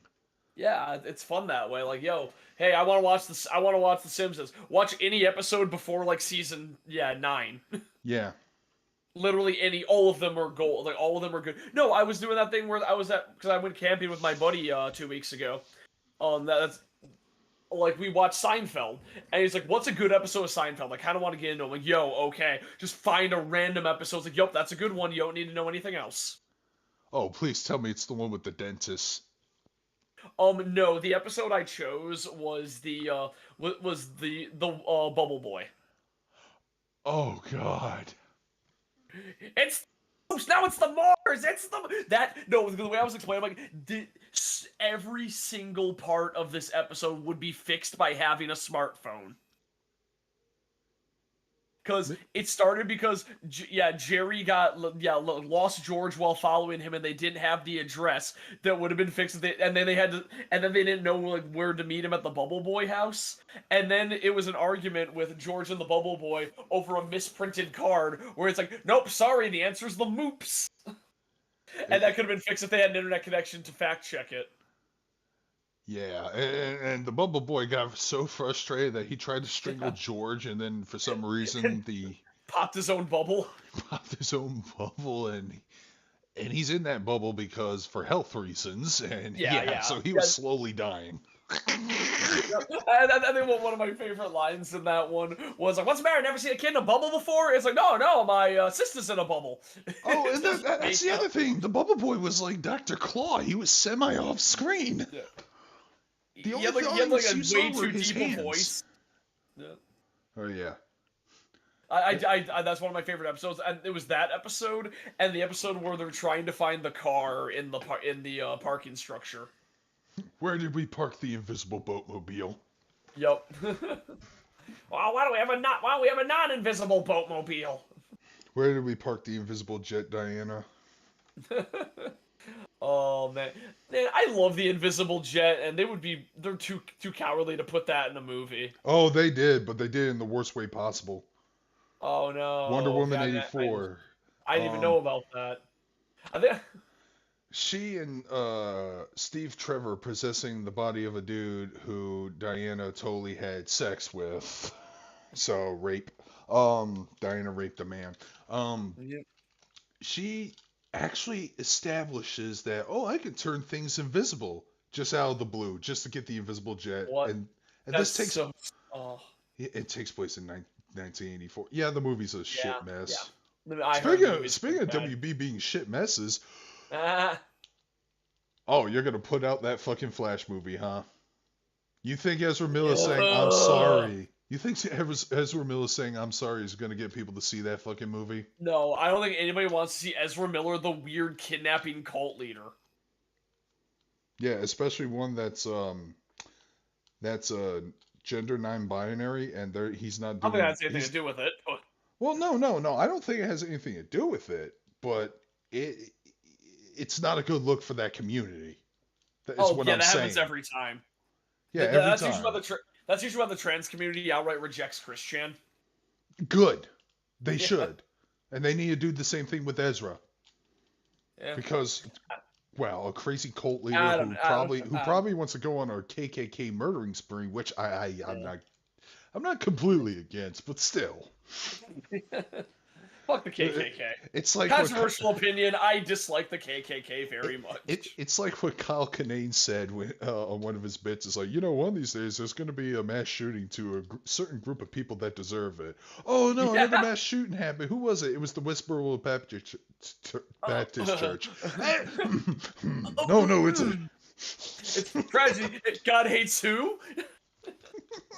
I listened to a documentary about the Westboro Baptist Church, and it is absolutely wild how Fred Phelps died. It's like the saddest thing in the world. How did So Fred he's like, Phelps die? so he was like super old, and he founded the church. They were all like super horrible and hated everybody. And then it hit a point, and they even built like a gay like kind of like a youth center across from them for like kids that were kicked out of their parents' houses for being gay. So they were furious about that one. And so Fred Phelps, he gets like really bad dementia in his final days, and they're like talking to him, and at one point he runs outside and like starts screaming "I'm sorry" to the gay like the gay like reservation or whatever it would be. And like he started saying things like being like really remorseful about what he said before, and as a result they immediately just sent him to a retirement home. Like they sent him into hospice like immediately after, which is like, wow, you built a house of hate, and then when you said maybe there's a bad idea, all the people you trained turned on you. That's pretty fucked. Yeah, but also not surprising. Not surprising. Exactly. But now you just make me question how much was the hate built from the dementia? How long did he have the dementia? That's what I want to know. The dementia was only near the end of his life. Oh, okay. Well, the dementia made him like kind of soften a bit, funny enough. But like, yeah, the hate stuff, like generally he was pretty damn hateful, and then like his followers just turned it up like crazy. Yeah, he kind of lived like a piece of shit though, but it still sucks to hear that like somebody died. Dementia's like one of those things where I wouldn't wish that on anybody, even people I hate. Yeah, that's what happened to Monokuma's original Japanese voice actress, who was also Doraemon, I believe. Oh man. And she got replaced by, oddly enough, the actress who plays Zero the Third in Virtue's Last Reward, who might have been inspired by Monokuma. Basically a mascot who's taken a weird, mysterious death game and trying to make it all joyful and fun. I do love those kinds of mascots, dude. I had to get around to playing World's End Party. World's End? Oh yeah, that I heard about that game. No, we played it on stream. Wait, oh right, yeah. I was really shit-faced back then. Speaking of.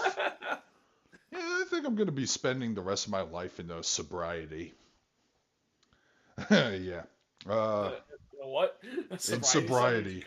No, I'm not going to a sobriety center. My point is I'm not drinking again. Oh, what happened? I don't want to go into details about it, but I haven't done anything terrible. Yeah, I haven't done anything terrible. The only person I hurt was myself. Yeah. I don't even know if I'm going to get stoned.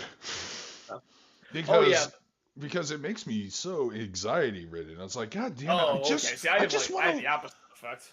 I just want to laugh at stupid shit. Like that time Montana introduced me to Bread Boys. That was a good feeling. That was a good high. Sorry, you cut off the time Montana what? Montana introduced me to Bread Boys. Oh yeah. Yeah, I was laughing at every stupid thing. I had to pause the video and I just couldn't breathe. I just couldn't breathe, and I enjoyed it, but it's such a rare occurrence with me. Yeah. Oh well. I get it. Yeah, I guess I'll just have to do the other thing, and that is just work out like a motherfucker. Yeah. That's your new alcohol. It should be. Yeah. Did something super healthy, yeah. And instead of doing something unhealthy, I'll replace it with something healthy. Why didn't anyone think of this before? Yeah. Well, that was a little too personal, and I said that's over. Yeah. But it needed to be said. I need to make that declaration. So now it's there on the internet. I can't go back. Yeah. Fred Phelps' daughter's a piece of shit. She's like, oh, she is, man. I remember Al doing a commentary on that documentary, and that cunt was like, "Well, then you're going to hell." and Al was like, "Are you fucking kidding me? This bitch cunt is like, oh, you're going to hell." Yeah. Giggle, giggle, giggle. Yeah. Oh, she's horrible. Yeah. You know what? Fuck her. Hey, Ezra. I will forgive. You. Hey, Ezra Miller. I'll forgive you if man, no. Violence breeds violence, but in the end, it In the has end, to it has be to be the this way. way. I am confused. I- I am conflicted. Yeah, just like Halkanane. Yeah. God hates who? Oh, being conflicted like that. Anyways, I think it's time to wrap shit up. Yeah, it's probably a good time. We covered a lot of talking points, and I talked We about did. those goddamn comics for about an hour. Yeah. Hey, you were happy about that. I gotta talk about Chainsaw Man a little bit. No, see, hate is a strong word. Loathe is a stronger word. Good. Okay. So, okay. I think I'm gonna play some Xenoblade Xenoblade Chronicles. Yeah, I think I'm just gonna pick up the first game. I was It's a great told that. game. Yeah, I was told Xenoblade Chronicles 3 takes elements from both games, so Yeah, I do that's want kind of the big thing there. I do want the greater appreciation. So, plus a friend of mine, that person would be happy if they knew that I was playing the game. Ironically, to appreciate a certain thing in like a certain major thing in Xenoblade 2, you need to play Xenoblade 1. See, I hate that kind of continuity. Like, it's the reason why I'm like, dude, Witcher 3 is a fucking amazing game, and everyone's like, I'm still on the first one. I'm like, the first one is a weirdo, freaky piece of shit game. It really is. Pat's not exaggerating when he says that. Yeah, no, it's a mess. Like, this is a jank game for people. For no one. Just play Witcher 3. They have a bunch of supplementary material that keep you up to speed. They're characters from the novel that don't appear in the first two games that help you get up to speed, like Siggy Dijkstra, one of my favorite characters that I had to unfortunately kill off in my playthrough. Oh no. Yeah. Catch you later, Carnage, and yeah, I think everyone's tearing off. Well, we're gonna wrap up. It sounds like a good idea. Okay. There's a twisted morbid humor to be found in that dimension ruined your public image because your leader was apologizing for hating people for being gay. Man. Yeah. He was trying to do the Ultimate Warrior Redemption arc, and they didn't allow it. They didn't allow it. Man, the Ultimate Warrior, that is such a wild moment where he just gives that speech and just dies the next day. Yeah, but at least he was able to make amends whenever he can. He needed to make big amends because he did a lot of shit. All right. I'll catch you later, guys. All right. Take care, everybody. Good night, everybody. Oh, that